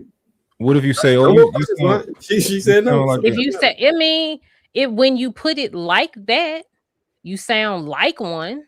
Maybe not. You're not calling me one. If I choose to take offense to it, that's on me. I can take offense to that. I can take it as disrespect. Sure, yeah. Absolutely, I can. But I was just trying to tell you that I wasn't calling you that. So if you want to stay mad about it, I don't give a fuck. But I'm not mad. I'm actually not mad at all. I really I don't care. About. What's up, man? I would like to know, because I'm curious. I'd like to know when you do say that, what does that mean to you, and how? And also the second question would be, how should we take that reasonably? I can't tell you how to take anything. I can only tell you what I mean by it. I'm not instructing anyone on any of that. But what I will say is, in my younger years of trying to have a conversation with white men in general, white people, but white men in general, it's a very like, I am the most important, what I think is important. Like, it's like, the reason why I didn't want to give my opinion on anything is because it wouldn't have mattered. Every single thing that I say is always wrong, or that's not the way men think. That ain't the way men operate. That ain't, you know what I'm saying? Like, it's always pushback. There is no progress. There is no woman's perspective that matters. So I was just like, those are not talking points that I am going to be able to argue, because I understand that me as a woman, the things that I have to say and the viewpoints that I have about it will not matter, because as a man, that is how he's going to live his life. That this is how you all view women. You all think that men are the beginning and the end. You all think that men create life and women are just there as incubators. I can't argue against that. That is a very supremacist talking point. That is a very like, I am the most important. We are here together to do a job together. No one can do that without the other. Period. You are not the beginning and the end. We are the beginning and the end. We are the ones that create life together. I protect, I hold it, I protect it, but we equally create. That's what we've been saying the whole night. That's what women have been saying the whole night, is that we create equally together. I'm not going to be able to argue that against a man, because you all think that you all are the ones that create life. You all think that you all are the ones that create everything and do everything. Cool. You got it. I'm cool on it. But that's what it feels like, fighting against or arguing with white people. You can't tell them anything. What they think is what they're going to think. How they operate is how they're going to operate. They are not going to change. Cool. You got it. I let them have it years ago, decades ago. I got a question, Bo. Unless I've taken leave of my senses, what man said that men are men are the ones creating life? No, well, he said something about the beginning and the end, but he didn't say create life. Did you say that true? But you also said that women don't create anything. We just hold it. I was talking about both of you guys. But I didn't say men create life. I agree with you. I didn't say that either, but you also said that all we do is hold it. We do create. But what that man left out was that both of us create. I was going to argue against what he was saying, because both of us do that, not just women. So I agree. But to say that means you agree with me that women don't create life. We do create life. We just do it together. Right. No. Women and men together create life. You must have a man and a woman to create life. Without that, one person cannot create life. So women don't create life. So we agree. And that's all I was saying, because he opened with the only thing he said, next to God, there's only two things I'm aware of that can create: God and women, exclusively and individually. And I'm like, that's where I got thrown off. I'm like, because women are incapable of doing that. They would need a man, which is what you just said, which means you agree. I think that he likely, what I took it as that he meant is there's only woman and God that can bring forth life. I don't know about the creation of it. That's not right. Well, that's what he's saying. God and woman are the only ones that can bring forth life. I mean, that's speculation, but the words that came out of his mouth were as such. And they didn't say anything about bring forth. He said create. No, I'm saying that was me. I'm like, he must have misspoke because that was wrong. That's all I'm saying. My take is on my opinion on it is that God and woman bring forth life. So like woman is the part of God that brings forth life. Men are the part of God that gives it to a woman. Even in the Bible, women were an afterthought. God created man first.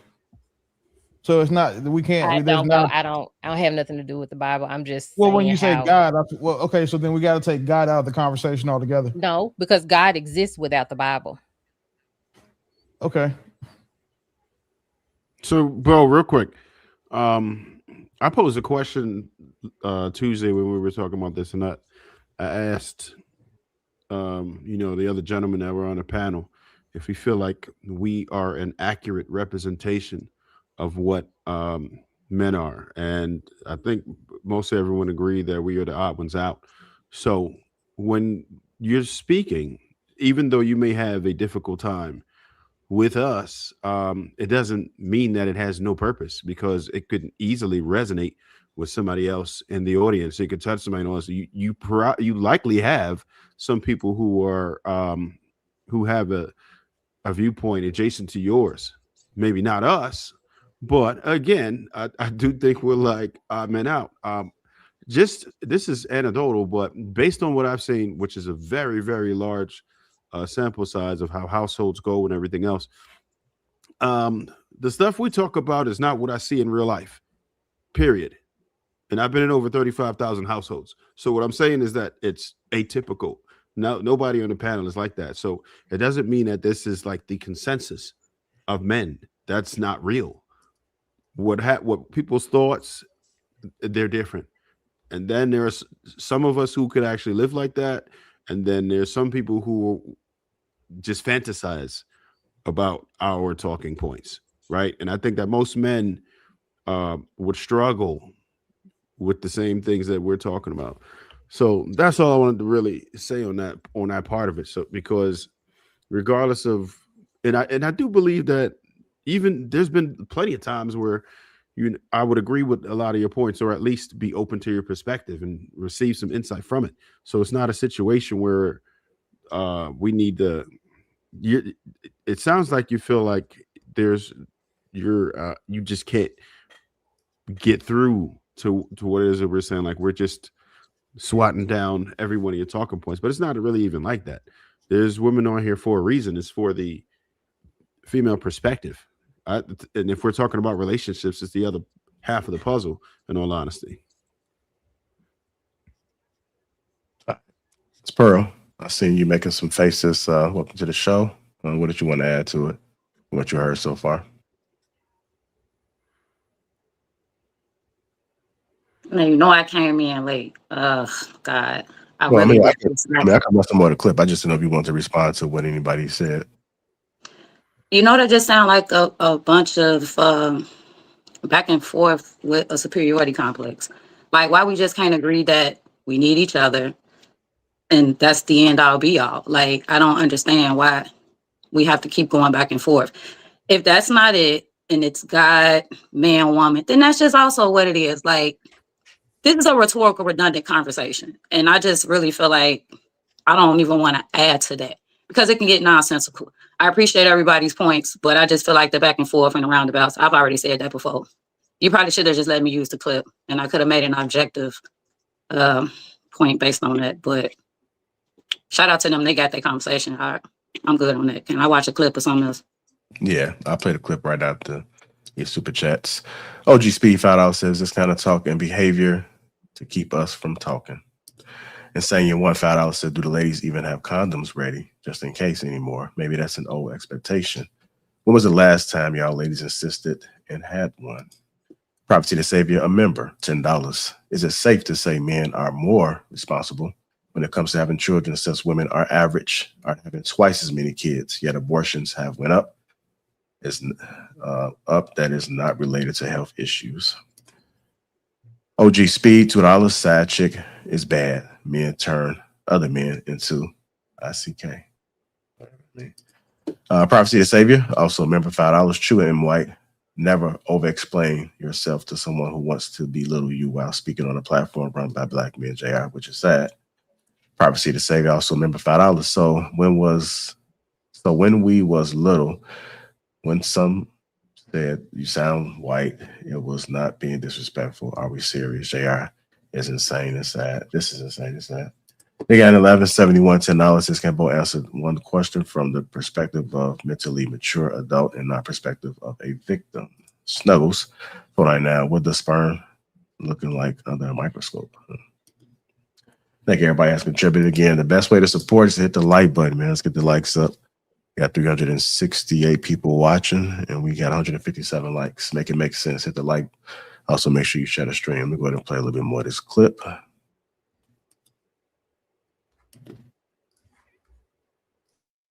Into this woman, now that's her decision where to go. You can't say, well, I don't want no baby, or you can't have no.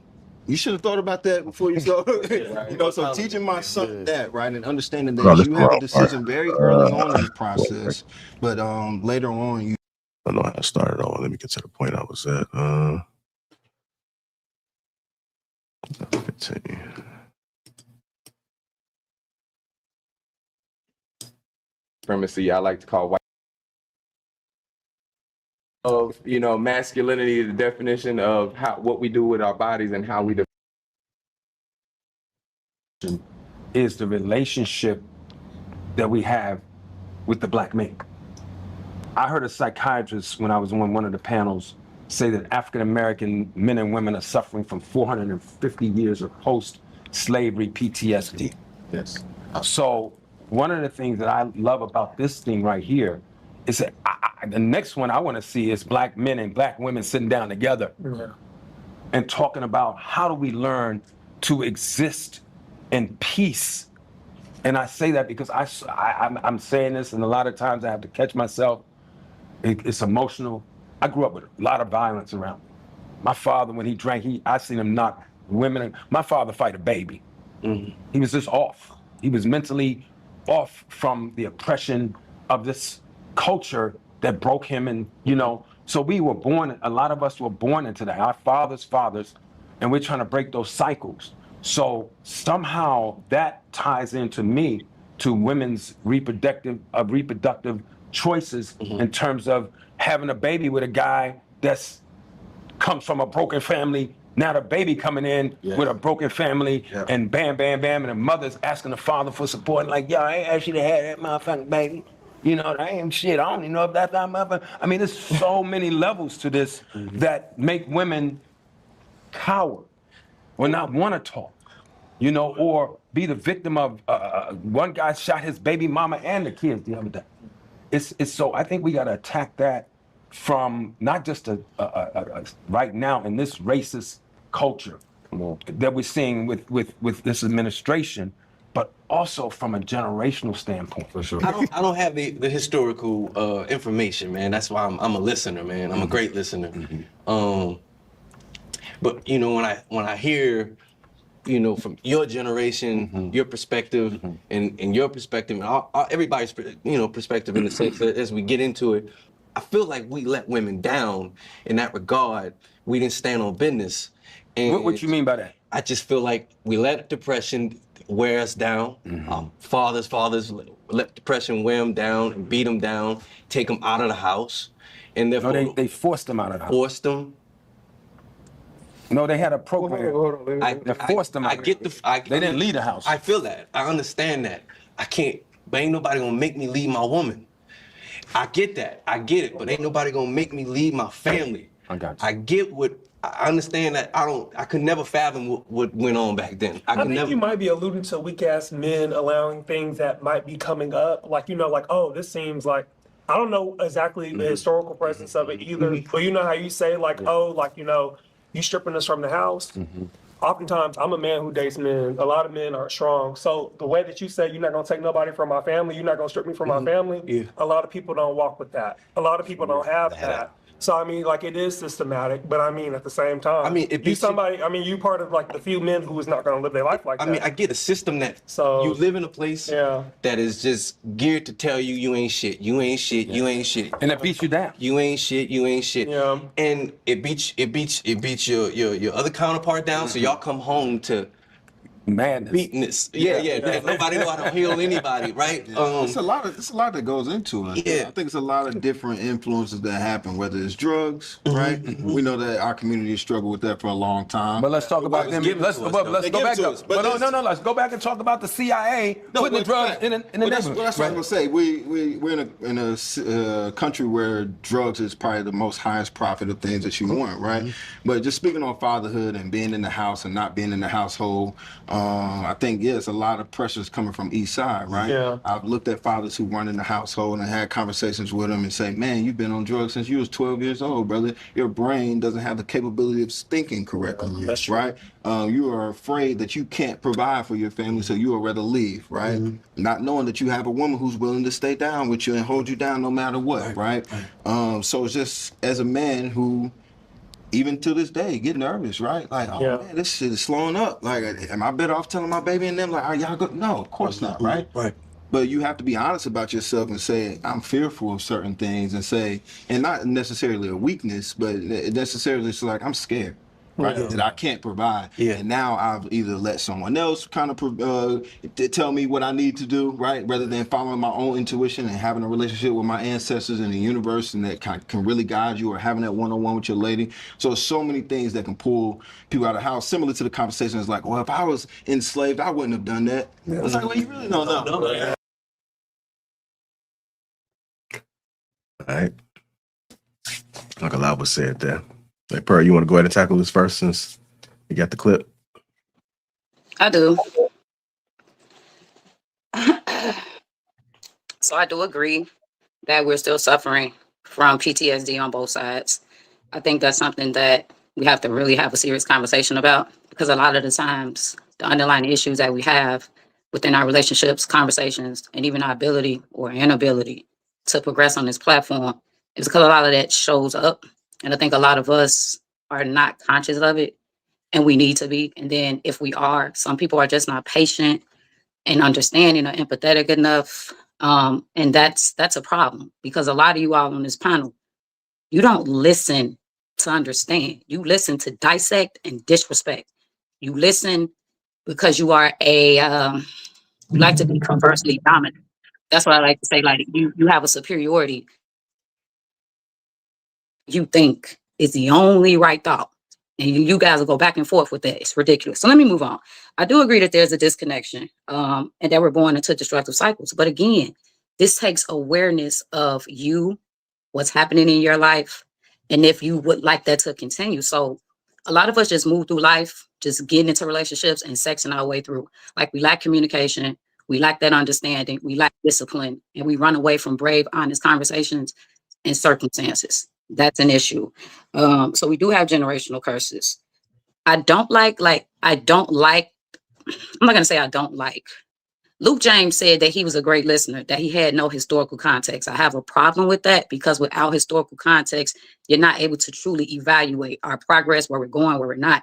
You're just listening. And that's a problem, because you could be listening to the wrong people and they're telling you the wrong things. So you have to be able to evaluate what somebody's saying by doing your own self-knowledge and educating.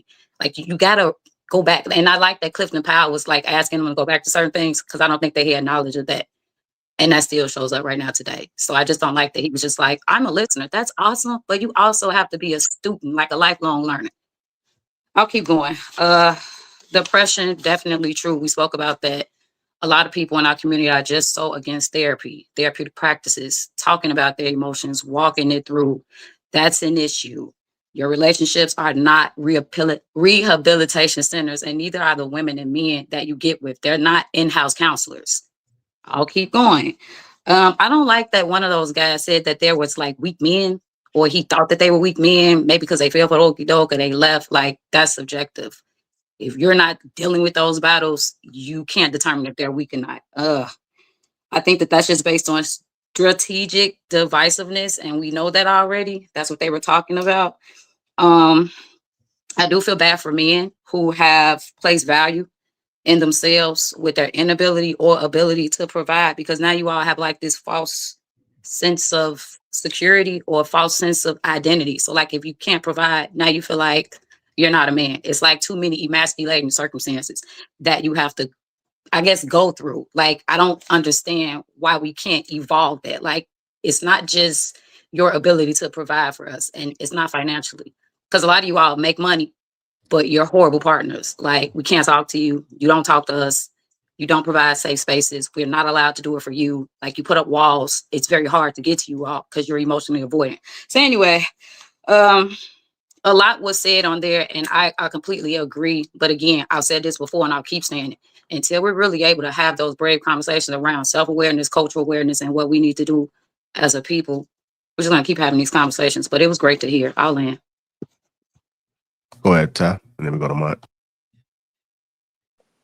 I actually agree with everything that Pearl stated. The only additional that I would add to it, or a little caveat, is I feel that sometimes we as a culture use our past as an excuse for our continued behavior rather than the motivation to do better and to grow from it. Yes, we have these traumas that are passed down, through generations.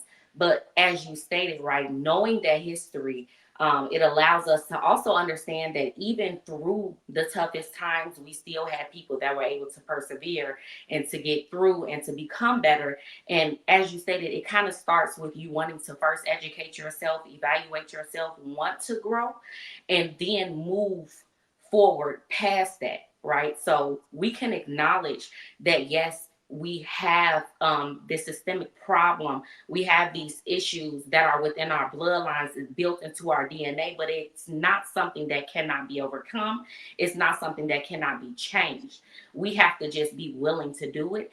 And I think too often, a lot of people in our communities are not willing to put in the work. Like you stated, Ms. Pearl, they're not patient enough to go through the process. They don't like to be called out on bad behavior, or even speaking specific to our own families, right? When we start to call out certain things that we don't agree with, that don't work, putting each other down, making men feel like they can only be a man if they only provide, things of that nature, we get, ridiculed for trying to correct certain behaviors. So I think sometimes it takes for us, unfortunately, to separate ourselves and to make ourselves better so that we can create our own better future for our children overall. But I would just like for us as a community to not only acknowledge our past, but also use it as the engine or the motivation for us to continue to move forward, learn from it, grow from it, and to heal the scars that are within us. All right, go ahead, Mont. I like what Ms. Pearl said. I like what Ty said. What I think is, I think that you should always acknowledge, acknowledgement of the past is just fine. However, you should always be focused on solutions. And I don't think a lot of people talk about it, but I personally think that Black people, from growing up in the families that we grew up in, we have this thing where and I don't know if y'all ever experienced like what some red pill guys is, that like they have this thing where they revert everything, no matter what you're talking about. It's a talent of reverting it back to a woman. And it's because of the place that they're stuck in. They revert it all, and no matter what it is, they'll figure out a way to revert it back. And I think it's subconscious. I think Black people have the same thing of figuring out a way to revert everything back to something else, which may be true that it came from somewhere. However, when we're trying to have a conversation about solutions, we derail it often. And that's my problem a lot of times, because I'm so solution oriented. It's just how I get down. It's how my brain works. It just finds solutions, and it's always somebody, a lot of us, who is figuring out a way to dismantle my conversation of how to get to another place.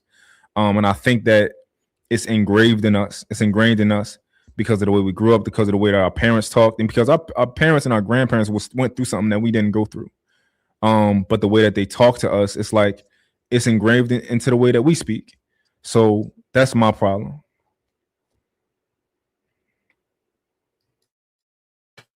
All right. Go ahead, Willie. We keep blaming shit the way we are right now and shit that happened, 50, 60 years ago. Nothing's going to change. It's everybody wants to attribute the reason why we do the shit we do, why we're still in last place, to some shit that we can't control instead of focus on the things we can control. I don't think that there's a solution that can come from those types of conversations, because we're too busy blaming our behavior on something instead of taking accountability for what we're doing and then choosing to do something different. So that's not a conversation that I want to be a part of, because again, it's like when your girl comes to you and just complains about some shit and she doesn't want a solution. She just wants to complain. And that's what this sounds like a lot when we have these conversations, or especially like when you see on these panels, because you're just complaining about stuff that's common knowledge. So if you want to do something different, if you don't like the way your circumstances are, and you've identified why your circumstances are the way you are, it's on you to take action to change your circumstances, or, shut up. It's like either, if you don't do anything about it, you're accepting it. And if you're not going to do anything about it, stop complaining. Go ahead, True. You want to respond, this girl?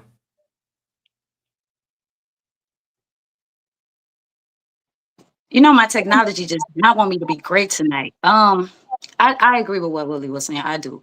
I just want to give like a little pushback to like when you're saying like you got to come up with solutions. If you want something to change, do it. That's great from more like an individualistic standpoint. When we're speaking about like all of us together, like all 10 of us on the panel, like if we were trying to come to a general consensus, and we just have people that are either not on board, like what you're saying, like they just want to keep complaining. But even isn't that an issue too? Maybe they're not complaining. They just want to be heard, and they're just voicing their opinion. Like maybe your woman is not complaining and she's not looking for you to create a solution, because maybe she already knows what the solution is. She's just telling you how she feels. So sometimes when we come into these panels and we having these conversations, some people are just not complaining. They're just giving you their lived experience or their perspective. It may have a negative connotation on it, but I don't always think that that's necessarily what it is. But again, my point was that I think it's more difficult when we come together to try to make progress as a whole when people are literally like drilling holes in the boat. So like I get what you're saying. Honestly, I do. All I'm saying as far as that concern is that when you're complaining, the amount of effort you put into complaining outweighs what you're doing to change what it is you're complaining about. That's when I have a problem.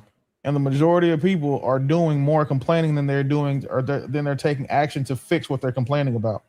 That's where you lose me. Because if you have an issue about something, and then like you don't do anything to change it, in my mind, shut the fuck up, because you're not doing anything to change it. Like everyone talks about slavery and all these things. Everybody up here has an opinion, but I would also say that of those of us that have an opinion, maybe one or two of us has done anything that can actually affect positive change, not just for themselves, but for others. So this is why, like for me, like I've put sweat equity into changing a lot of the things that I had an issue with about how I was raised, what happened to my people before that, right? So knowing that to be true, I just have a hard conversation. I have a hard time having conversations with people who are victims, who are choosing to stay victims because they don't want to do shit but complain about the same things that I'm actually putting my sweat equity and my blood, sweat, and tears into changing for me and my kids.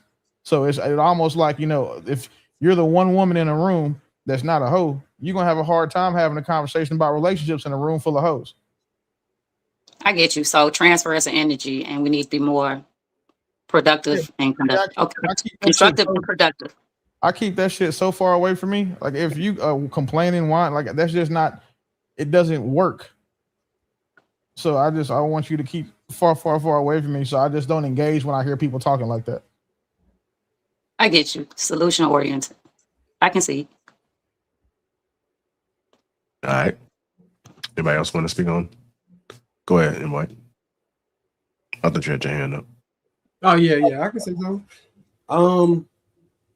I think the people who want to do what Willie is saying is already doing it. You already got a family, you already raised your kids, you already got it set up going in the direction it need to go. And the people who want to eventually do that are trying to take steps to do that. And there's a whole other group of people who want to do something different. We each have a lane that we speak to, and we just got to respect the lanes people in. Simple as that. And what I think the problem is, people say that they want to do certain things, and then their actions don't show that they want that. A lot of people will say that I want this, but then you try to tell them how, or you try to have that conversation, and they just tell you how they can't. So go ahead. I would like to know what sorry. No, go ahead, True. I would like to know what Miss Pearl meant by those who give off a superiority energy in the conversations when we're trying to build towards progress. Sort of like, it's almost like what I say goes. It's like a bravado. That's a term that you all use. There's like a cockiness behind what they're saying. And it's an energy behind it. Like you can feel it. It's not these people that are on the panel that are listening to understand. They're cutting you off. They're being real quick and responsive, or they're saying something like, not to cut you off, but you just did. Like somebody I didn't mean to cut you off. Yes, you did. Because you're just so quick and just so thirsty, right? For your perspective to be heard, because you feel like that's the one that is most dominant. Did you just really gonna shut me up and cut me off and then try to apologize? No. If you were truly listening to understand and not respond and dissect and disrespect, you wouldn't do that. So again, it's more for me, it's the bravado that I hear. Not only that, it's the dismissiveness of other people's perspectives. Oh, we ain't trying to hear that shit. It's this. No, it's not. It's still what he said is what she said. Why do we keep having this roundabout conversation? Two things can be right at the same time. A lot of people on this panel do not act like that. When other people are giving their perspectives, their lived experiences, their opinions, what they think is objective, people shut it down. I've watched it week after week. I've been on these panels almost 40 times, so I know what I'm talking about. There is a lack of respect for other people's, like I said, their experiences and how they feel. And in terms of like us progressing, it's not necessarily that. It's just the general conversations that we have. People can be very dismissive and very disrespectful. We rarely have I'm not gonna say we rarely have conversations about progression. We do. It's not just centered around us progressing. It's just, like I said, it's just a general conversation and a tone that I've noticed that people have that I find, like I said, to be dismissive and disrespectful. I may be labeling it wrong. Maybe they don't feel like they're superior, but that's what it comes off to me when you're, again, just so dismissive and misunderstanding of other people. Like, so what you feel like only you, right? Like, again, maybe I'm framing it wrong as far as saying superior, but that's just how I feel. No, your I guess your POV is valid. That's why I wanted to know.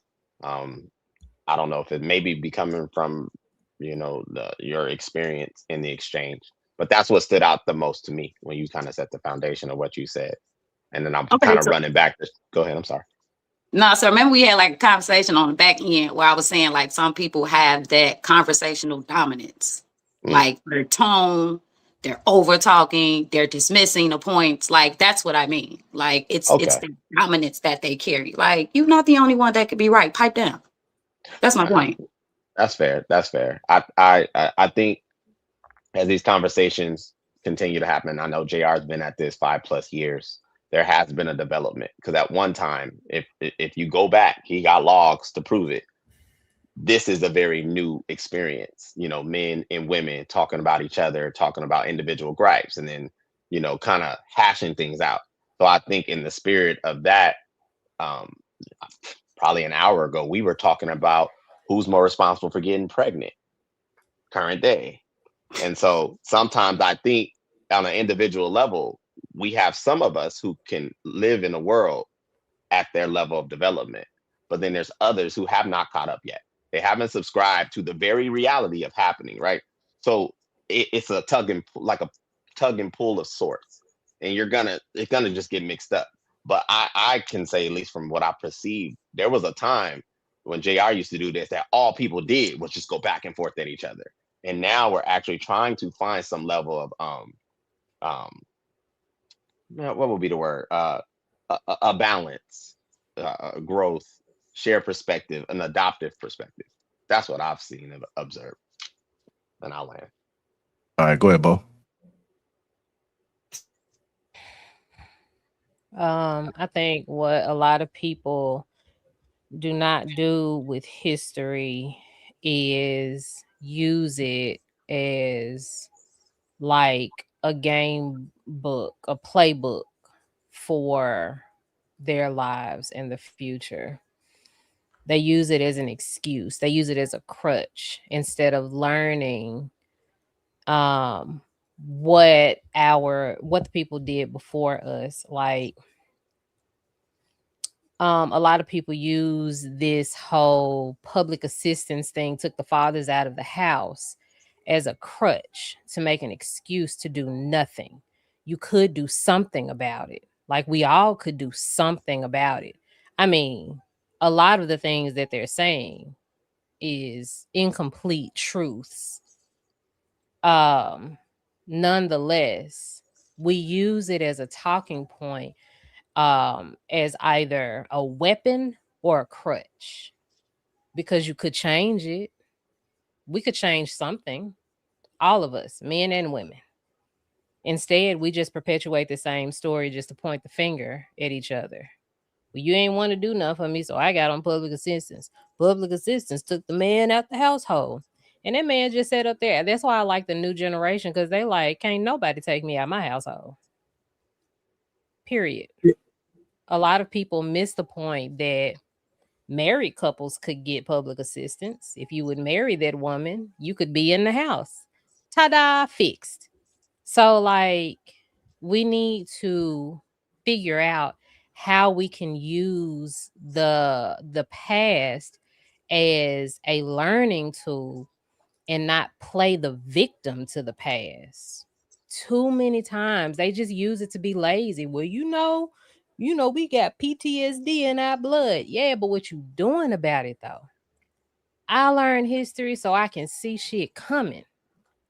I know what's finna happen in the next 10 years based on what's happened before. It's a pattern. When you learn history, you can see patterns all day long. I can already tell you what's gonna happen. I ain't gonna see nothing change in my lifetime. I'm gonna be gone before I ain't got no children, but our generation's grandchildren might see what we talking about. We ain't gonna never see it, because we keep repeating the past because everybody's like, it already happened, or this is what happened, so I can't. So you either gonna dismiss the past, or you're gonna use it as a crutch, or you're gonna look back, notice the patterns, and change it on both sides. Go ahead, Mike. Yeah, I agree with a lot of those points. You need to look at the past in order to predict the future, because it does have like clues, and nothing exists in a vacuum. A lot of this stuff does repeat itself, so there are clues in the past. But when the boy said, the guy from the shot that was when he said that he not letting nobody take him out of his home, he gonna be there for his kids. I felt that. That's how I feel too in regards to that. I just think that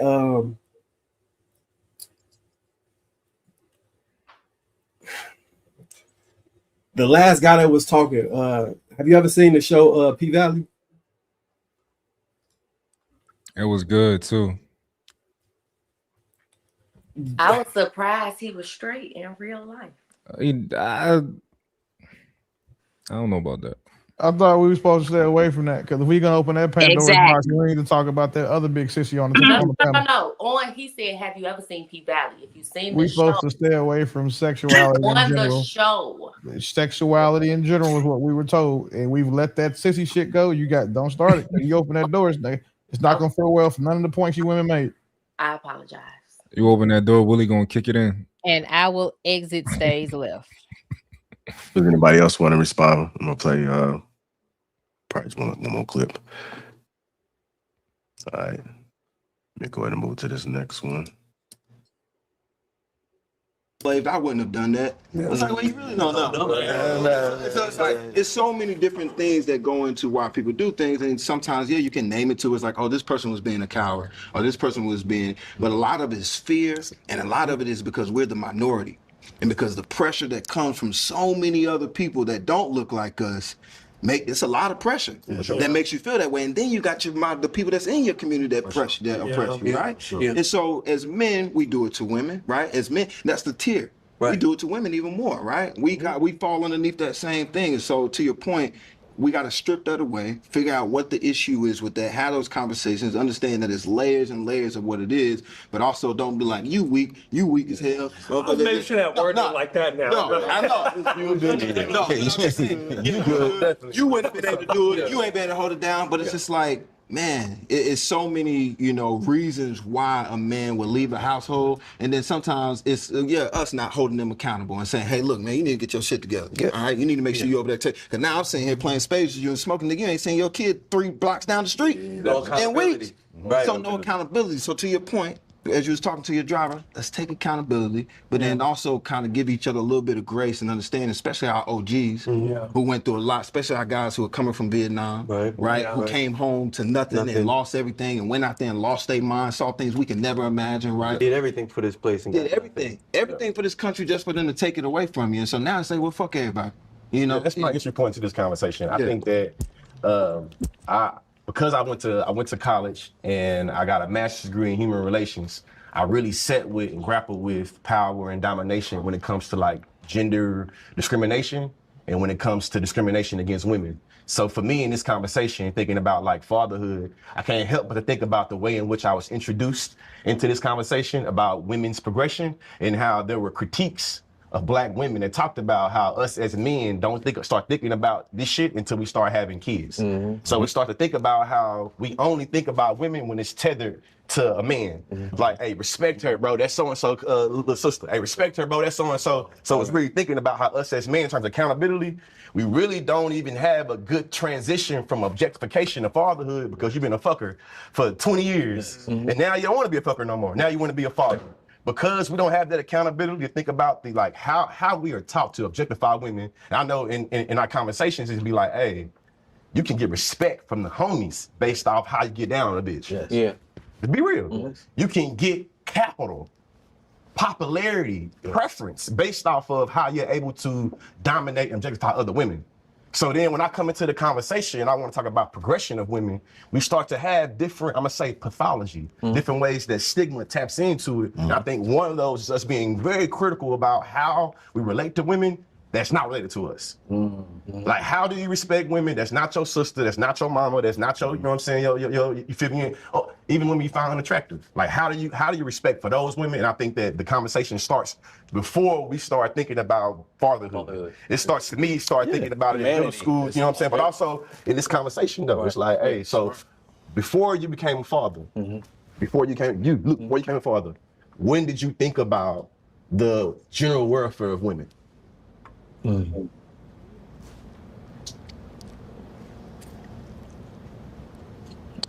I'm adopted, so I think that some of that has always been in my mind, just to what will make someone give their child up.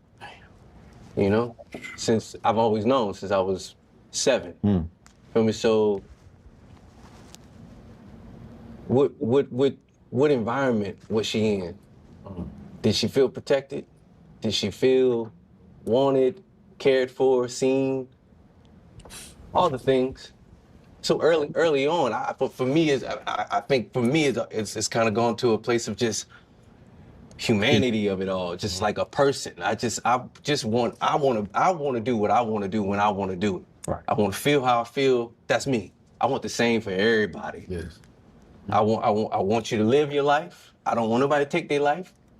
But for the most part, if it makes you happy, go do your thing. That's me. Right. That's who I am. I understand that a lot of people are not like that. A lot of people also don't have my experience. Yeah. That has probably made me this way. For sure. My upbringing, you dig? Single parent. So what are you guys' thoughts about that? As far as how we look at women before we decide to have kids. So what? Like the fact that those niggas didn't have a father to teach them to value women before they had kids, just it's what happens when niggas grow up without a daddy. Like it's a man's biological nature to look at women and find them attractive, so they end up being objectified to that end. However, every woman up here that's been in a successful relationship was objectified by the man that she had that relationship with prior to getting in a relationship with him. So it seems as if it's only an issue when men objectify women and it doesn't lead to a desired outcome for said women or the niggas that these women are raising. I'd like to ask, ideally, how should we look at women before we, decide to have kids? If anybody can get their opinion, and then I'd like to go from there. I think from a man's perspective, because I would think we touched on this before, I think you look at them as people. Before you arrive to the point to where you are walking in your sexual energy as a young man, they're little girls. So you're 7, she's 7. Sex shouldn't even be on your mind, in my opinion. They're people. And then what about once we become like young men? I would say that it's the same train of thought because you've had 2 different experiences. From an adolescent perspective, you felt away. At least, again, I'm speaking from my perspective, but I'm assuming before sex became a biological like tug of sorts or instinct, you were able to engage with young ladies from an even playing field to some degree. So you've had time to develop that muscle. At some point, I think it becomes a choice to objectify women overwhelmingly, in my opinion. Yeah. As far as like men and women, when you're young and you start to get to that age where you probably didn't learn a lot from your elders when it comes to, relations between men and women. But I think that you probably start to see men or women through the lens of, for one, the ones that are physically attractive, right? And the other ones you probably don't notice. And I just think it's human to see those people for what you want from them, if that makes sense. Not just men and women, for like whether you want, like no matter what it is. Yeah, tell me what y'all think about that.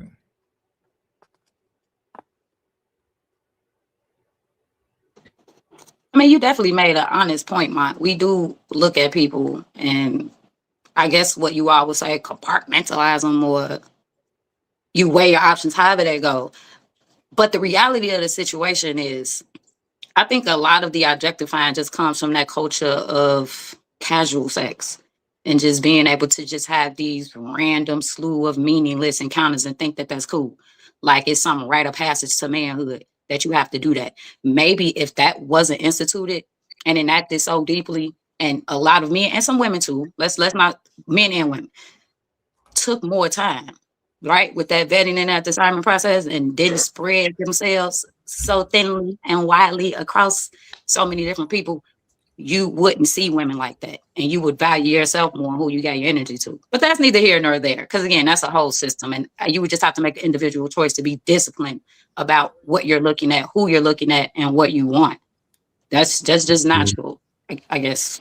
So, hey, Bo, I know Bo wanted to respond to you, or got a hand raised in the back. Go ahead, Bo.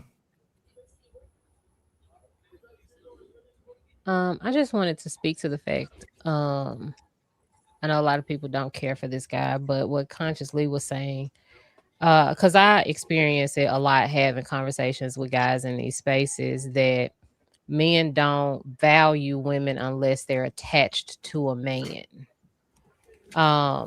that's why when we get up here and talk, like as soon as a man hears a woman speak in this space, are you married?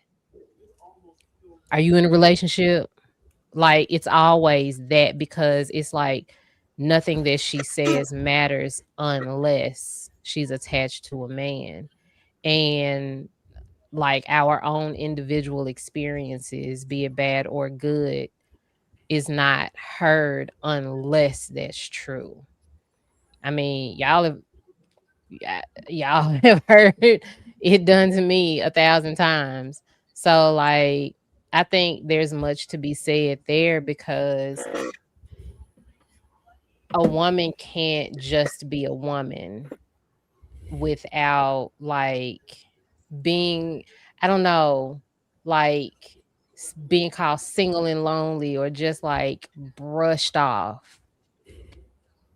It just isn't a good feeling. But I want men to see women more as human than they do just baby makers, wives, and sexual objects. But I thought that was a good point that he brought that up. I don't think that we're really giving enough credit to biology and the absolute sense of urgency that men feel on a regular basis. And I know you could make it seem like a like some sort of an excuse for bad behavior. However, to give you context, if you could think of your peak point, just 10x that shit, and that's a man's baseline. So there's a great deal of not only discipline, but just trying to fit yourself into society standards.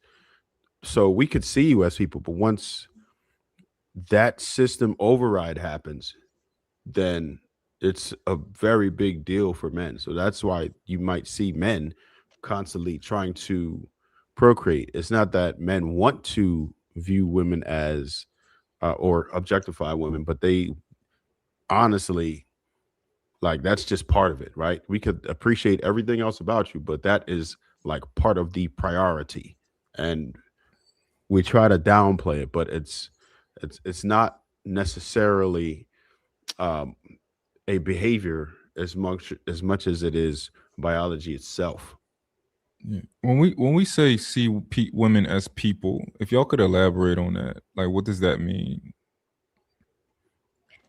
So instead of look, go on both. You got it. You got it. So we kind of explored this with the whole men and women friendships conversation. Like we can't just be seen as people who have feelings and desires and all of this. Like there were literal men in the comments like, what I'm supposed to do with a woman when she my friend? What we supposed to do? Go shopping? Like what the like why? So like women like football and basketball. You like to go to the game. Women like to go to the game too. You like to go to the gym. Listen, I gotta go to the gym in the morning. You want to go to the gym with me? You know what I'm saying? Like the same things that you do with your guy friends. It's like you all don't see us like you see any other like guy. We're just a woman. That's what I mean. Like we're just people. Yeah. I think that's interesting. I think most men can't articulate why they don't feel comfortable with women friends. Like I know because for me, I don't have female friends, and it's not because I think that I'm gonna have sex with them. Like I can not be interested in a woman at all, and still not want a female friend. I think it's because like I think in general, I consider myself a masculine man, and I make friends based on similarity. And I choose romantic partners based on polarity, right? So I love my woman and everything about her based on the things that we don't have in common. And I have friends based on everything that we do have in common. And I understand you're saying that, oh, I'm a woman and I like to, go to the gym, but we can't work out together. Like I'm gonna be taking all the 75%, 80% of the weights off the entire time whenever it's time for you to go. And then when it's time for me to go, I'm gonna put all the 80% of the weights back on. Like we don't lift the same weights. We don't have there are some women who are, probably can be close to a man as far as, what type, and it depends on the type of working out you're doing. Y'all can do burpees together and all that type of stuff. However, right, the way that most men like to work out, you can't work out with a man. And a lot of men can't work out with each other because, like, certain guys just don't lift what you lift, right? So I do get that we have some small similarities, but just the basic energy of like, yo, I like to be friends with masculine energy. I don't like to be friends with feminine energy. I like to protect feminine energy. If I'm a 32-year-old man, I can't be friends with a 19-year-old man. I can't, right? I can be a mentor. I can teach you, but I would never look at a 19-year-old boy as my peer. I just can't, right? And I just feel the same way about women. I feel like women, we are different. We're not the same. And even though me, like, I fuck with Bo, I love Bo, right? But I wouldn't like friends of like, yo, let's go hang out. I'm not that type of person. I don't like to be around feminine energy when it comes to being a friend. I don't know what it is, but I'm trying to like articulate it for you. That's not the energy that I prefer to hang out around when it comes to that type of hanging out and that type of like, of course I have women who I've worked with before who I would never want to, I would throw up if I had the thought about having sex with them because I look at them like a sister, right? But as far as like friend, that's just not a thing for me. And I'm trying to see if I can help you understand it. But I don't have to understand it. Like, I'm not talking about that. Like, I'm not trying to be on a like friends conversation. All I'm trying to tell you is like, you see us as anyone else. Like, we're different. That's the magic of it. That's what I enjoy. My guy friends sit up and holler and spit at the TV when the game come on. And I'm just I'm like, la, la, la. I'm just on my phone and I'm laughing at them. And sometimes I get into the game. I'm not a sports person, but I don't have a problem like being around it. But they just treat me like I'm just a person. I don't have to like what they like. We just be hanging out like bullshitting and joking. Ha ha ha. Like men undervalue how like hilarious women are. And I think that women undervalue how hilarious Black men specifically are. Like, y'all have so much fun, and I love to be a witness to it. Y'all joke around with each other so much, and it'd be so hilarious to me. That's the joy in it. Like, we have a different type of humor than you all do. We talk about different things than you all do. But when we talk, like when me and you talk in the back chat, I love that because you have a whole different perspective than I do. Because you're a man, I value that. And that's really all I want from a man that I call my friend, is for you to just value my perspective. You don't have to share it, but to value, to hear it. Because like True says it all the time. He like, this is so fascinating to me that women think like this. Like, he just be listening because like he just, it's fascinating. It's sometimes it's mind-boggling to him. That's all I be saying. Like, just value us as people. I get to be angry. I get to have an attitude. I get to be happy. I get to be bewildered at the bullshit that y'all say too. Like, I get to have these range of emotions, and it doesn't have to be, here you go being a woman again. No, nigga, I'm a person. That's all I'm saying. Like, oh snap. I'm pretty sure she'll be back.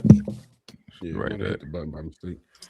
I want to say a quick thing to that because I find these type of conversations so fascinating because I feel like I used to have Bo's perspective too. Like, why can't men and women be friends? Why can't we be in the same space?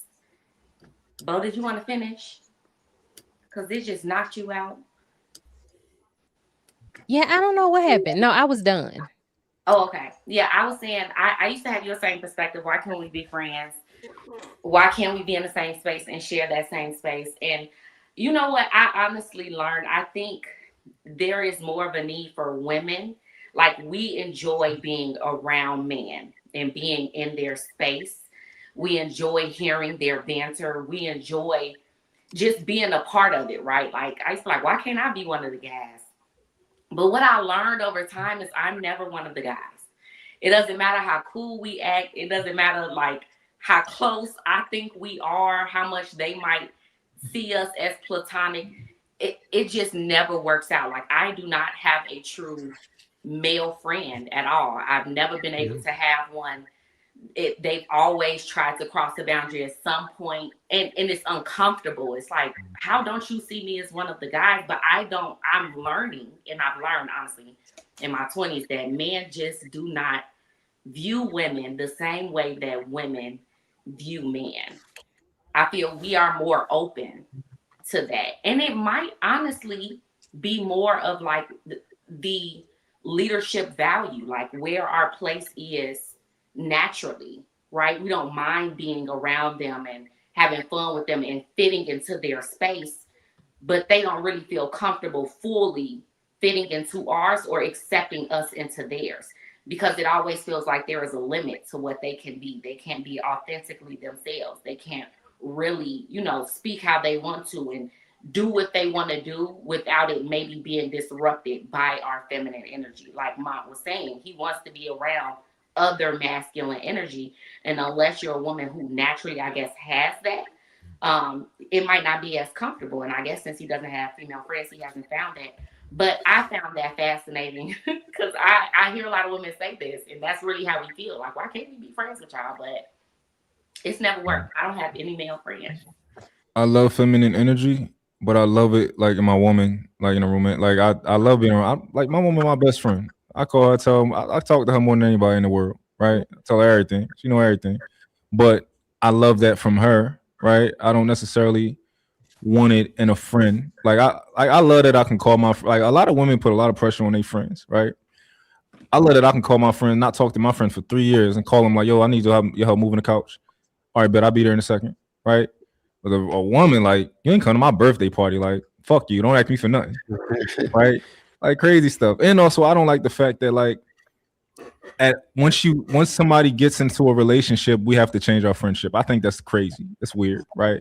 I don't even want to put myself in that position of like, oh, my friend different now because they got a relationship, so I can't even like, which is common. Even Bo might not do it, but it's extremely common for people to feel that way and to do that. I don't know. I like my feminine energy for my part, for my spouse, and I like masculine energy for my homies, And you can let your guard down as a man to a small degree. Like if I'm around women, like if I'm around Bo, me and Bo was out, like I'm still like worried about protecting her some way, shape, or form, making sure no guys is bumping into her, like little stupid shit, versus like my I'm homies. gonna fight them for you. I dig it, but I don't fight. I'm just playing. Like, oh, really?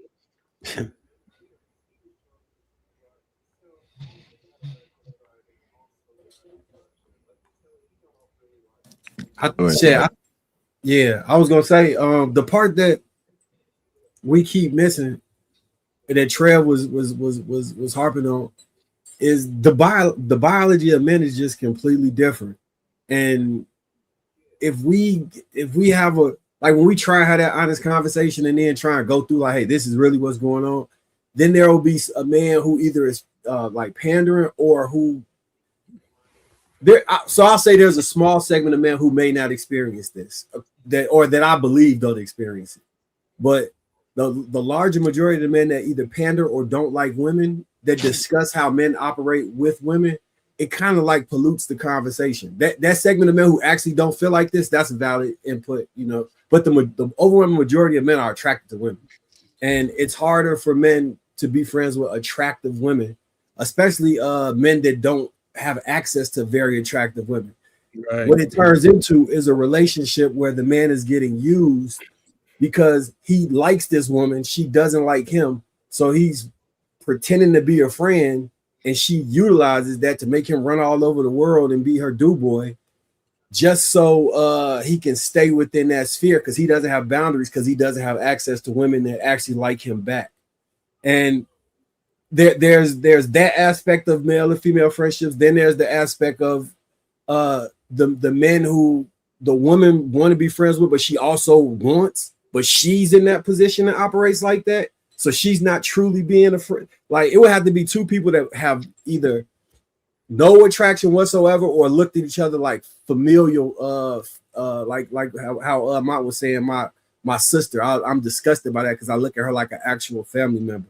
Outside of that, you run into a whole lot of games that people play either subconsciously or have unconscious biases, or they operate in ways where they're trying to hide their true intent in order to have these friendships. When you're dealing with men and men, it's a good chance, unless it's the men from that panel, that none of the men I'm talking to is attracted to me.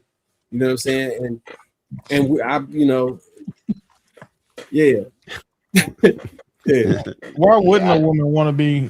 Why would a woman want to hang out with men that are more attractive, more accomplished, and more skilled than the men that they actually date? It wouldn't make sense. And a lot of the times when you get around a bunch of high performing men, women want to be around us because we do high performing man shit. The problem is that y'all don't want to stay our friends long because you're like, well, shit.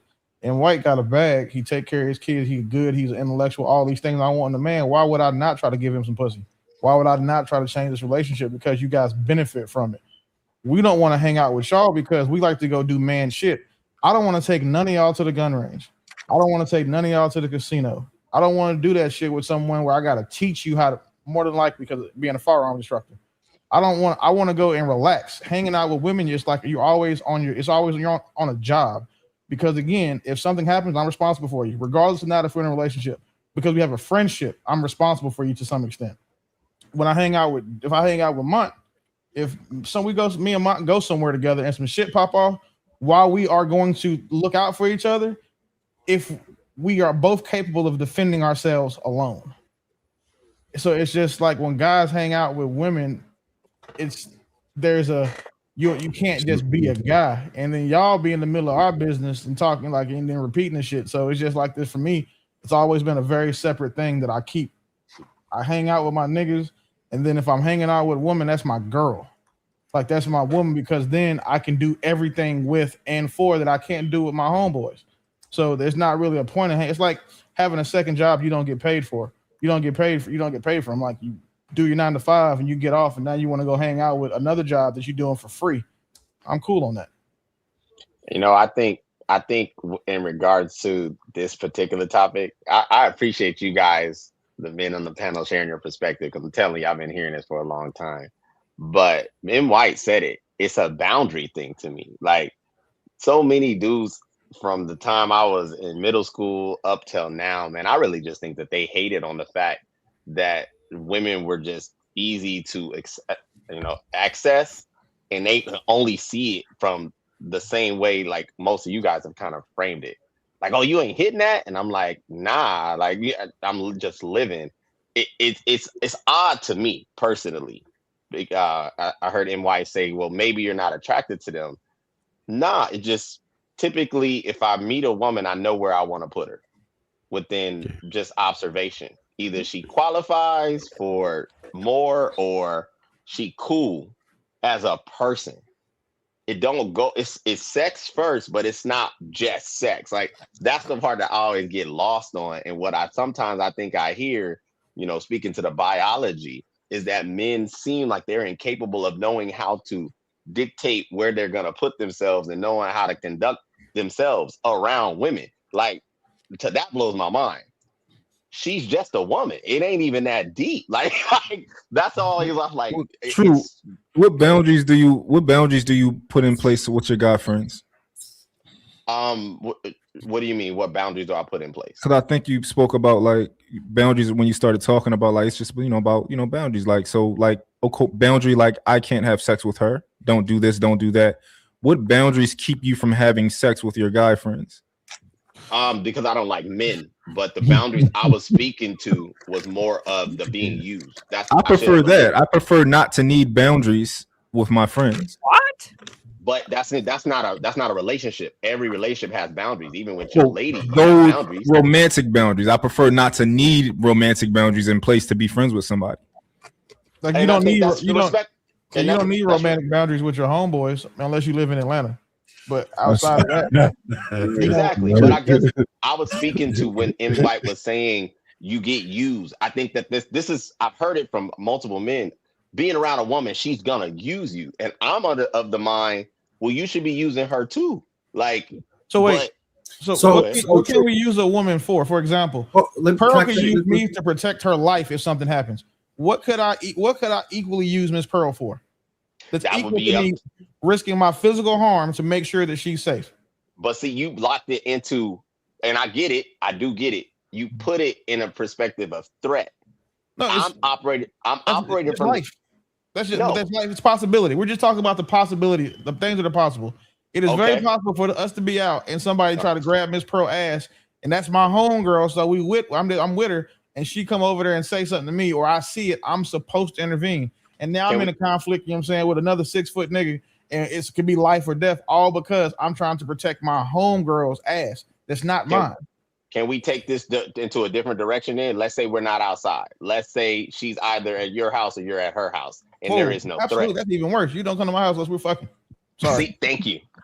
I'm glad you said that. And that's what I'm consistent in that. Women don't. You'll never know where I lay my head as a woman that I'm not romantically involved with, because at least when I'm romantically involved with you, you have a vested interest in not fucking up what I got going on, or not, you know what I'm saying, crossing me. But then too, the women that a girl who comes over to a guy's house who is attractive, and that guy's attractive, that is a recipe for fucking.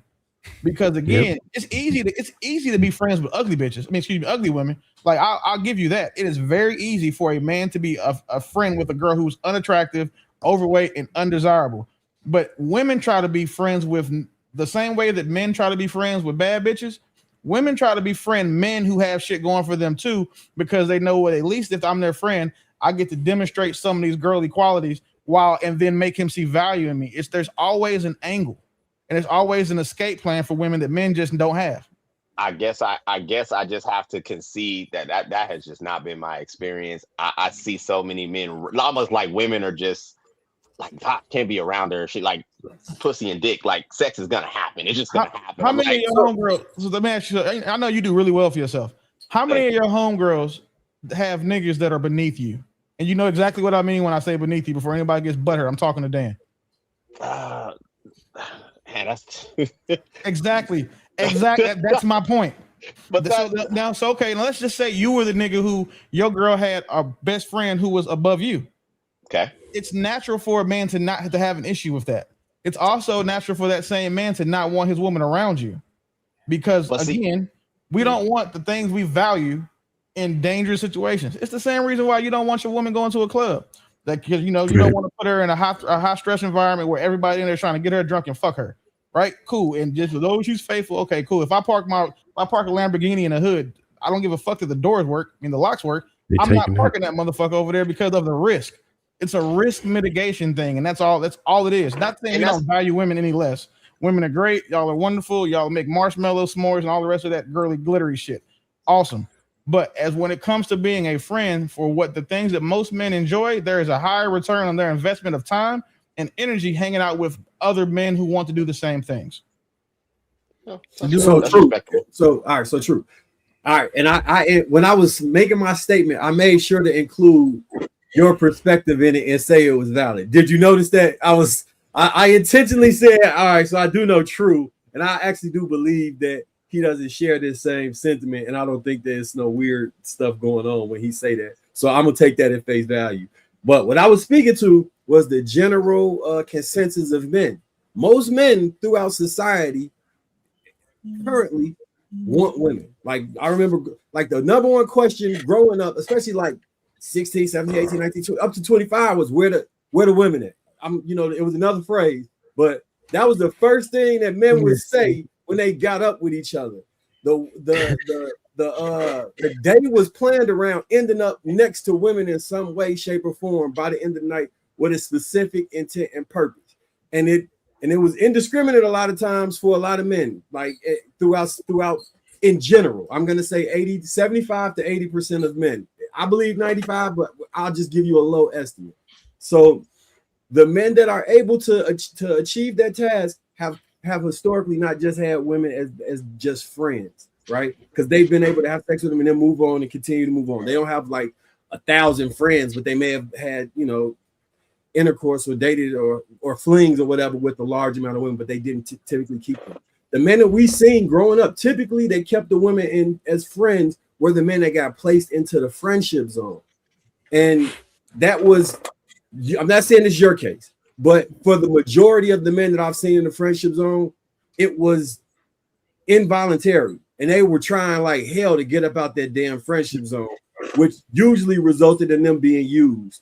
That's what I was speaking to when I said it. I'm not talking about you being in the friendship zone getting used. I'm saying there are men who women would get to pick them up from their boyfriend house to maybe take them to the new nigga they want to mess with house. And he just hoping that he gonna get a shot one day.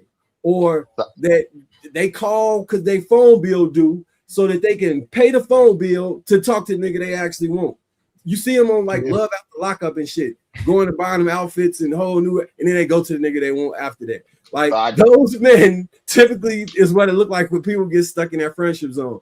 And in my experience, I tried to I did not view women the way that you were saying, like initially, right? Because I was stuck in everything is just sexual. If I'm talking to the woman, it's either sexual or some romantic exchange. Maybe not sexual, but there's romanticism involved in it. I'm appreciating her not on the friendship level, but I'm getting something romantically out of it.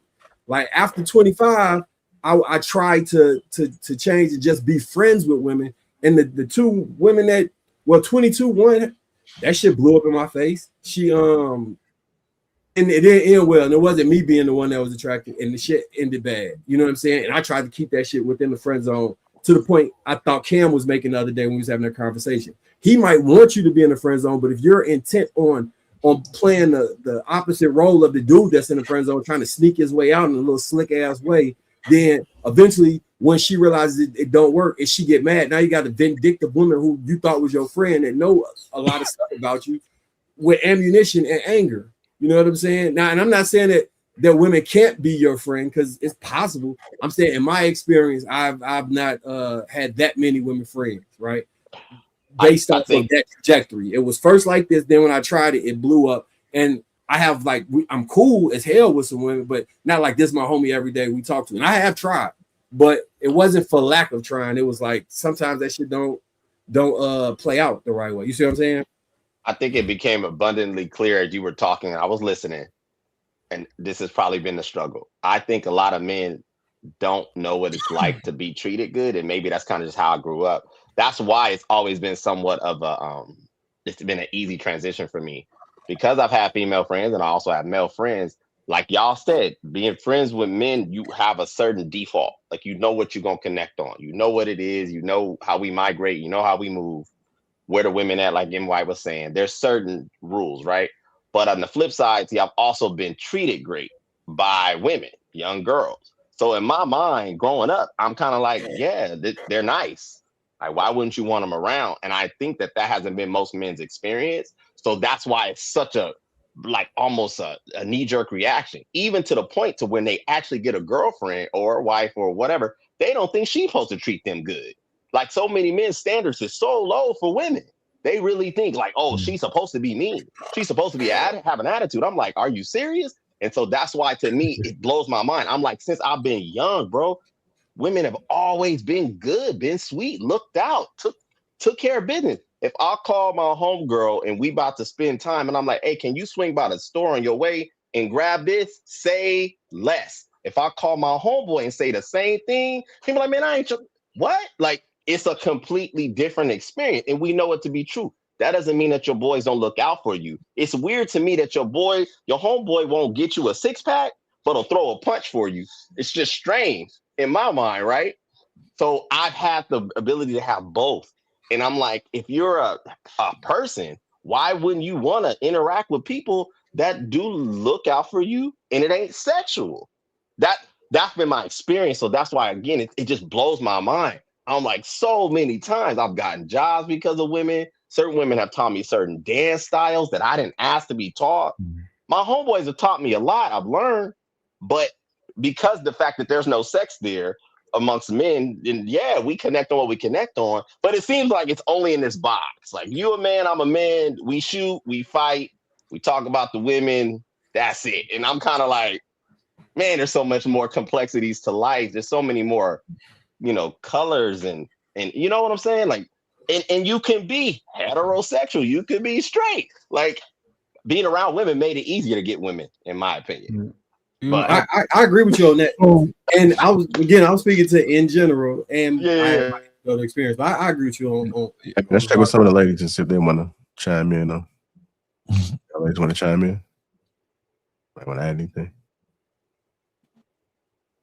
I mean, everybody has some great points. I think it all boils down to it being subjective as to who is trying to establish this friendship. I think what has been made clear and apparent tonight is that there's just some people who just can't have those friendships, and that's perfectly fine. Like, there's no judgment. You're not less of a person. Like, you still it. That's just not your preference, and that's fine. I know for myself, for the longest time, I have been wishing, like, God, can you just let me see what it's like just to have a male friend? Because I've not had that experience. I've had guys like you all are saying, they affect the funk, like, yeah, bro, I'm your guy. No, you're not. You just want to try. And it's like Ty said, it becomes very disingenuous and it's uncomfortable, especially when you have to do the rejection or letting him down, or we have to have a fallout. Now he's somewhere acting funny. He may even it's like reputation ruiners too. Like, they'll say they did something with you, or you did things with them and you didn't, or they'll like they'll do a smear campaign. Like, it's a lot of pettiness that goes into that. But I do have 2 male friends right now. The complete difference is, though, like, we literally went to grammar school together. Maybe that's what it is. Like, we were kids and we've grown all this time. Like, it's like 30 years now. But other than that, outside of those 2 men, I'm sorry, I've never been able to establish a friendship. And I think that goes to what you guys are saying. Some men just can't have attractive women or women that they like as friends. It just doesn't work. And that's fine. And that's why I say I like coming on these panels, because you all widen and broaden our perspectives, and it becomes less limited to the only experiences that we've had. So thank you so much for that. I almost wanted to say something to what True was saying, but it's like I think I just lost my train of thought. So I'm gonna land my plane. If it come back, I'll swing back around, but I just lost my train of thought. I land. All right, go ahead, Bo. Listening to what True said, I feel like men don't even see men as human. like men don't even value their friends with men. I feel like we gotta talk to him about this whole thing. I think I'm being unfair in saying that men don't see women as human, and I'm like, I feel like men don't see anybody as human sometimes. So, yeah, that's the bigger problem. I have never struggled to do anything that my friend asked me to do, like, hey, can you go pick up some groceries for the kids? Can you pick, like, he got a Doritos habit. I pick him up some Doritos. Like, like, for his birthday, he all the way in another state, I send him Doritos. Like, or I just send him random stuff for his house. He need a rug. I sent him a rug. He need, you know what I'm saying? Like, women, we take care of our guy friends. I don't touch a wallet when I go out, but that's not because I wouldn't pay. I would always pay. I'm just gonna get cussed out if I do. But I find other ways to take care of my friend. So, like, anything I see that he needs, I don't tell him to buy it. I just buy it for him. So, like, it's many benefits, and we're not just users in these relationships. Like, we do things as well, and money is attached to some of those things. I take care of all of the people in my life, because, like, my thing is acts of service. Like, I'm gonna get you something substantial, something that you need, not just like a frivolous gift. He needed shutters for his house. I was researching shutters for his house. He's like, please don't buy me that, because he live in Florida. I'm like, it's hurricanes. You need I was finna buy him some shutters for his house. So like we are beneficial as well. I just had to be asked not to do stuff like that. But Bo, do you think that's he just my look? little sister. Do you think your friend looks at you like more of a little sister or big sister than a friend? Little sister. I'm younger. Yeah. Of course he Okay, does. got you. Because that makes perfect sense to me.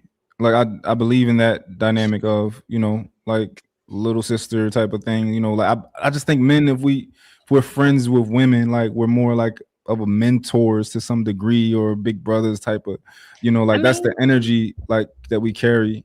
yeah, he still like he so we over the years we became like family.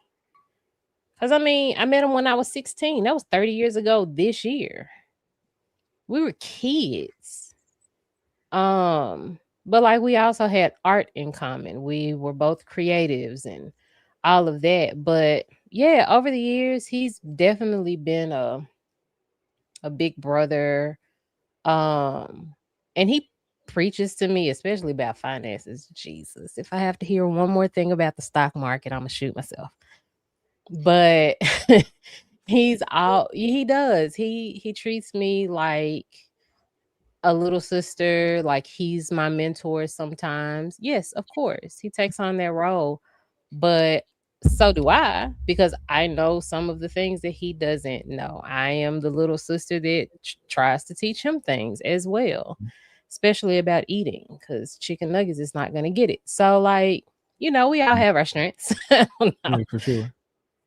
Yeah, one of the things that I think, right, is that, and this is for women who like really are attracted to like masculine men. I think that it's important to like really try to learn them, especially with this conversation, because there are things that you're going to love about them, right? And there are some things that you just may not like about them, and that's okay, right? But you don't. And that's what I'm trying to like convey in this conversation is like, I had a conversation the other day, and the guy was like, you know, if I had to move into my wife's house, you know, we got married, I would do it, right? And I'm like, I would never do that. And he's like, well, whatever's best for the family, I'm gonna do. And I'm like, I don't care. I don't care. Like I'm not going to do that, because there are just some certain things that as a masculine man, you're just not okay with. And it's okay. It's okay. Like I don't let my woman drive me. She'll never drive me. Right. And y'all may not understand that. Right. But I don't want her driving me. It just don't feel right. I feel weird. And I may not have a real reason to explain to you why she's not allowed to drive me, but she not. I just got back today, and my girl was asleep. We both was tired. She's sleeping next to me. We both got left the same time at 11 a.m. and we got back at 7 a.m. And I'm like, I appreciate it. Like those are the type of moments I love. Like we both sleepy, but you get to sleep right here because I'm the man. And I love that. Right. So it's just certain things about masculine men you may not understand. And that's okay. But like when we had these conversations, I think, you know, I like that we can kind of like learn a little bit. All right. Go ahead, Big Aaron. We're about to ready to close out. So if you guys go to get your final thoughts in. Yeah, I mean, friendships with men and women are fundamentally different. And they'll never be the same as they are with other men. I don't even know if you can really call it friendship. For lack of a better term, I guess we have to.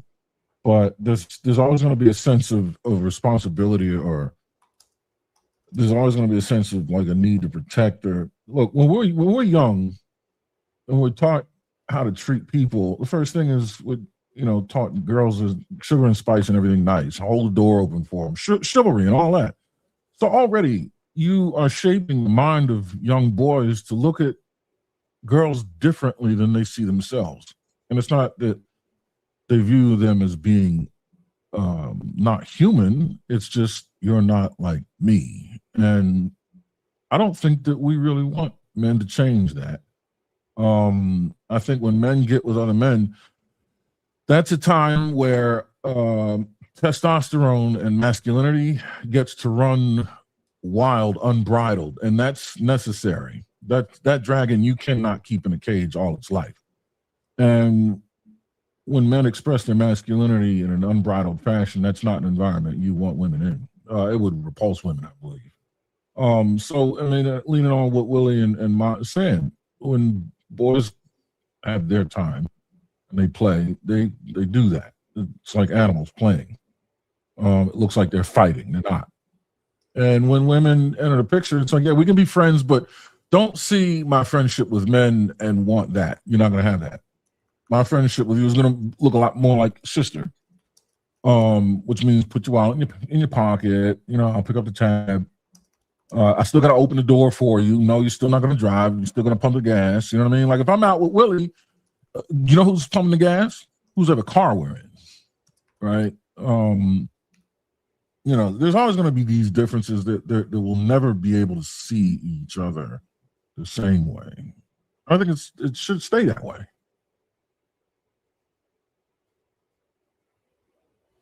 Anyone else? Are you just smiling? I just appreciate this conversation. I'm learning so much. Continuous. I appreciate you guys. You know, it makes me feel more like an alien every single time we converse about this particular topic, but it's all good. Yeah, that's what I was thinking too. I appreciate these conversations for sure. It just helps me understand more of men's perspectives because we don't get this on a daily basis, and we tend to think we know what you guys think about certain things, but we really don't until you guys tell us. And it's like, oh, we really think differently. Like, this is crazy, but you know, with some you just gotta let it dissect and accept it. That's what we're learning to do, little by little. Like you can't play football with a woman. You're gonna pull a punch every time. You can't like I already saw. Football with a woman. No, but that's not. See, you got to change it. See, you changed it. There you go. That's what I'm. That's exactly textbook jackpot. But even like I race cars. If I'm on the racetrack with my homies, I'm going to maneuver in ways that are different than like if there's a girl on the track. Like I'm gonna step. Oh no, you said the right thing, Big Aaron. I love cars.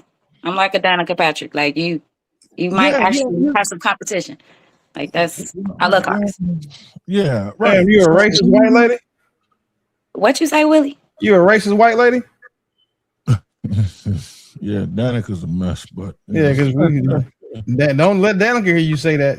She call you the N-word with the hard R. Yeah. I can respect that the guys are saying that they would prefer to engage, and I get it. Trust me, man. I played all the sports, learned how to slap, but all of it, military, all of it. But in that transition, how I learned to be treated well came from chilling around females. Like your boys, they love you. They go hard for you. It's just a different. This is what I'm learning because I'm telling you, God, for so long, I'm like, bro, don't let her treat you like that. And they're like, well, what you mean? Like, you know, that's just a woman. I'm like, nah, women are supposed to be in a position to consider you if y'all even friends. Like Bo said, all the stuff she said, yo, you know how many times packages showed up at my door from the homegirl that came over and was like, yeah, I see your corner was lacking. So I just went ahead and got that. Like, your boy would never do that. He would never do that. That's your responsibility. So certain things that y'all point out about like, oh, well, if you're around a girl, you know, you got to pump her gas. That's wild to me. I never did that. I was chilling. She pumped her gas. I kept an eye out, you know, just because whatever. And we kept it moving. Like, where's this obligation that because there's a vagina around, I need to act in accordance with what it is to be a man? Like, that's different, bro. Like, so true. Two things. First, if you aren't pumping the gas in a vehicle that you're riding with a woman, and I am judging you officially. Secondly, I noticed you equate your relationship to things, the package on the doorstep, you know what I mean? And I equate relationships to experiences. It's the time spent releasing the masculinity and testosterone in an unbridled fashion. That has nothing to do with gifting each other as much as it is iron sharpening iron, as much as it is a wolf sharpening his teeth with his wolf pack. You know, like that's a different experience. When men build each other, it's not how well we're treating each other, it's we're conditioning one another, we're training one another. We are preparing for combat in the crucible of athletic competition. It's challenging of minds. It's going camping and shooting at trees and howling at the moon. You know what I mean? And skinning deer. It's these things is what I'm talking about. No, all of what you said, I agree. I use that as an example. What it is not the gifting, it's the consideration. It's not the physical of sorts. It's the fact that nobody got to do nothing for you. Your homeboys don't got to do nothing for you. Your homegirls don't got to do nothing for you. But for a friend, in my opinion, any person who takes an extra step just to place something in your space because they felt that there was a void there, I respect it. And I don't see that same heart when it comes to men in that aspect. That's a relational thing to me, in my opinion. So I agree. All the things you're saying are accurate. As men, we're designed to feed off each other, learn from each other, grow from each other.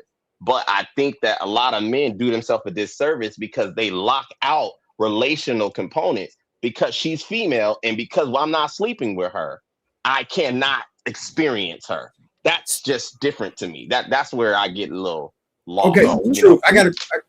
We can experience her. We're just not going to experience her as the type of friend that, you know what I mean? Like if the definition of friendship is going to change fundamentally. Yeah, true. I got a question for you. So when you and your homegirl say y'all about to go to the beach, right? And you in the car with her, and she driving to the beach. Y'all pull into the gas station. She goes inside and pays for the gas. You just sit in the passenger seat and watch her pump the gas?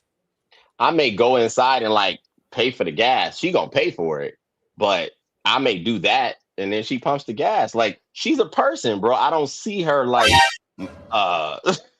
my girl. There's certain things my girl gets, like that cater type of treatment. So when you walking with a woman down the street, do you make sure she on the inside of you when you walking with her, or you let her walk however she want to go? Typically, if it's a girl, I'm gonna make sure that I'm on the outside. That's not sexual to me. That's just something I was trained to believe is true. Neither is 93. So true. We weren't really making the point of it just being sexual. We're just saying that it's different, meaning that you're going to do things for females that you won't do for men, which is why, when we originally came up with it, we were saying that females are generally a liability, whether you're poking them or not, because you have to do certain things. And most of us agreed we would pull open the door for a woman, like, even though you'll stand in front of it if your homie's there, but the girls, you normally open it up and let them walk through, regardless of what the dynamic of your relationship is.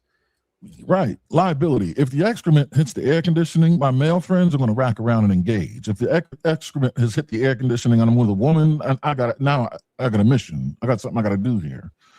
Yeah. And I get it. That's again, I appreciate we having this conversation. You guys are again just expanding. All the things you're saying, I'm not saying aren't true. I just have never subscribed to the fact that in a friendship with a person of the opposite sex, I'm going to automatically arrive as a romantic partner. The gestures that you guys are pointing out, in my opinion, belong to my woman. My woman don't carry things. She knows this. I would never do that to my female friend. That's not her role in my life. Her role in my life is to be whomever she is. And for what Aaron was saying, it's not the gifting, the experiences. Like you're saying, I've had experiences. Like I said, I learned certain styles of dance from girls. My homie wasn't like, hey man, let me show you how to do this. Like that would be weird, but he did. Just drew a distinction. There you go. Okay. Exactly. But why is it that the experience of me learning how to dance, it's not sexual, right? I enjoyed that. That dance has is kind of expanded. sexual though. Dance is kind of sexual. A lot of dance is Oh my sexual. God. True. I can. Yeah, when you learn, if you were learning to dance the with a line female, you dance? can't learn to dance from a dude the same way you. Ty said, what was the dance? Yeah, because was it a line dance? Was it salsa? It was merengue. Oh man, listen. Merengue is sexual. You won't. That's sexual. You won't learn that from a dude. Would you let a dude teach you merengue? Would you let a dude teach you merengue? That's a very sexual No dance. way. I just wanted to know the dance. I was on your side, but You should have said the percolator or some shit like that. Yeah, you shouldn't have said nothing where you gotta hold hands and be face to face with a motherfucker. Like, But and again, I'm learning. I'm learning so much. That's fine. That's not where my mind went, yo. Wait, Yeah. so if a man wanted to teach you the merengue, you would have learned it from him? No, absolutely not. That'd have been weird. Like, bro, like Another that's distinction drawn. weird. There you go. But typically men are not gonna teach you those things. They may. I don't know. I haven't been exposed to men who want to teach you those things. They typically teach you how to fix a line when you're fishing, load a gun, certain things. I get it. I just don't understand why when it comes to women, if they want to expose you to certain things, if we not smashing, like I can't. They can. That's fine. But like if we go fishing, I'm not baiting your hook. I gotta put the bait on Bo's hook though. True. It would be hilarious if you was going like far to prove a point and you said yeah, and we had a video of you and a man merengue to show us how serious you would never see it. You would never see it. It's all good though. It's all Miss good. Pearl, Miss Pearl, you in the cars? What kind of cars? Just quick question. What type of cars we talking about? So I want an old school Challenger. I want it to be restored. I love Chryslers. I love Dodges. Okay, I watched the F1 movie by myself. I'm just a car enthusiast, period. But yeah, compact is American cars to be exact. Ones are imports. No, there we go. You JDM though, aren't you, Trev? I used to. I'm into German now, I'm but I still DTM. I still appreciate it. Yeah, I'm DTM. I like JDM too, but American cars. Sorry, Miss Pearl, but you wouldn't know which way I went. I mean, Toyotas are fine. The Jeffs are awesome. Camrys and such. They run forever. What? Camry? You said you was a car enthusiast. You just said Camry. I'm not. Hey, no Camry, right now. no Camry slander will be tolerated. Stop right now. Camrys are. Here y'all go. You said enthusiast. Vehicular bars of soap. Oh God. Yes. You can't say Camry and enthusiast in the same sentence. No. Camrys are bad. Those are bad cars, huh? Man, hell, listen again. No Camry slander will be tolerated. Hey, listen. We're not saying. Listen. If somebody said they wanted to go get a reliable car, I would say go get you a Camry. But if you say you're an enthusiast, then I say go get you a MK4 Supra. If you trying to get into a Toyota. Ain't true. Do you know what that's crazy? If you out and your friends start arguing with men, do you have the ability to tell her to stop speaking because you're responsible for what happens next if the man wants to, like, he gonna try and fight you versus her, or do you not think that's how that occurs? I may not conflate that, but it's hypothetical. Obviously, I don't typically run with girls like that, but for the hypothetical, I have the authority. Like, if I would be like, yo, let's shift. It's not the fact that I'm responsible for her in the aspect of something goes far, but I wouldn't spend time with nobody who believes they gotta, behave in that manner. But it's the same with dudes. There's certain dudes that just, they go outside, they look for trouble. They on that type of time. I don't kick it with them either. I'm trying to make it home. So, Yeah, I was trying to gauge whether or not you view like the role in your friendship with women in the same way men view, like, because a majority of us feel like we have a role to protect women that are in our vicinity, right? But if we view the women like, I don't have a role to protect my own, I will help him fight, but I don't view it as like, hey, move out the way, Mont, let me jump in and save the day and all this other shit when it comes to So I was trying to see, like, do you have that same feeling with your female friends, or do you view it like they on their own? Like, shit, I help you when we get to fighting, but you just as capable as me, so do what you're gonna do. There's a certain consideration they may get, but it's because it's just the type of women I've been around, and that's maybe why I'm drawing the separation. There are women, but they're not like these prissy, docile. They're not dainty. They're not like, they can handle themselves. They know they can drive their cars. They can, like, they can we ain't no pussy ass niggas. So it's like for example, if I'm hanging out with a homegirl, we're out somewhere, it's nighttime or whatever, I may extend it like, okay, hey, hop in, I'll drive you to your car. Let me like walk you to it. That's just out of respect for sure, because she is a woman. I would never walk my homeboy to the car like that. You got it. Yeah. So it's a little different. So why you walk the woman to the car? Like, what's the thought process behind it? Only because I understand that where we may be at, there is a certain level of a threat that could be imposed. Just could be. And it's consideration. That's just the difference. It's like, that's my friend. So, and she is a female. So yeah, I'm gonna like, definitely make sure you good. But I'm not gonna like lock in, hold my arm, or, you know, don't let your feet touch the ground. It's just consideration. No, so true. You still kind of making a point, because that's one example of something extra that you have to do in the presence of a female versus a man. That's where the liability comes in, right? Because you said it, you're not walking your homie out. You could go right to sleep or whatever the hell you was going to do, go about your way. Now with the female, you have to do that. And there's nothing wrong with that, but we're just explaining to you why there is a difference in the way that you have to treat females. I mean, you handle them with care, as you should, but there's always going to be something extra to do just to make sure that they're good. And I'm absolutely guilty of it. If a female's in my presence, then yeah, I'm going to go that extra mile and make sure she don't have to worry about nothing. And it don't have to be anything sexual at all. It could be anybody. It could be an old lady. It could be a young woman, whatever. It could be a relative, but you're absolutely going to treat the females different than you would the males. Yeah, I'm guilty of it too. It could be cold as hell outside, and somebody want to walk to their car to get something out their car while we had a podcasting event. I'm gonna make sure I walk my ass out there with them in the cold, just because I want to make sure that they protected as a woman and not being left out. Because, you know, while they under our while they with us, we got to make sure we're responsible for making sure they okay. You know? Thank you, and White. You were so sweet. Yeah, you were. Thank you. You were so sweet for that. Thank you. Trying to get these super chats, man. We got the conversation on the back chat. Brother Noomsy, $3, a member super sticker. Thank you. That's their brother Noomsy again, a member, $3 super sticker. Prophecy to Savior, member for 44 months, says objectification occurs when you dehumanize someone, reducing them to a body or a sexual tool. Don't conflate that with natural attraction. Big at 1171, $10 says true ain't no player. And El Cablo, $10 says shout out to the panel. I love the flow of intelligent conversation. I want to thank everybody that has contributed to the platform. Special thanks to the panel, per usual. Make sure we support them. Check out their IGs, YouTubes, everything they got going on, and show the same support over there as you did here.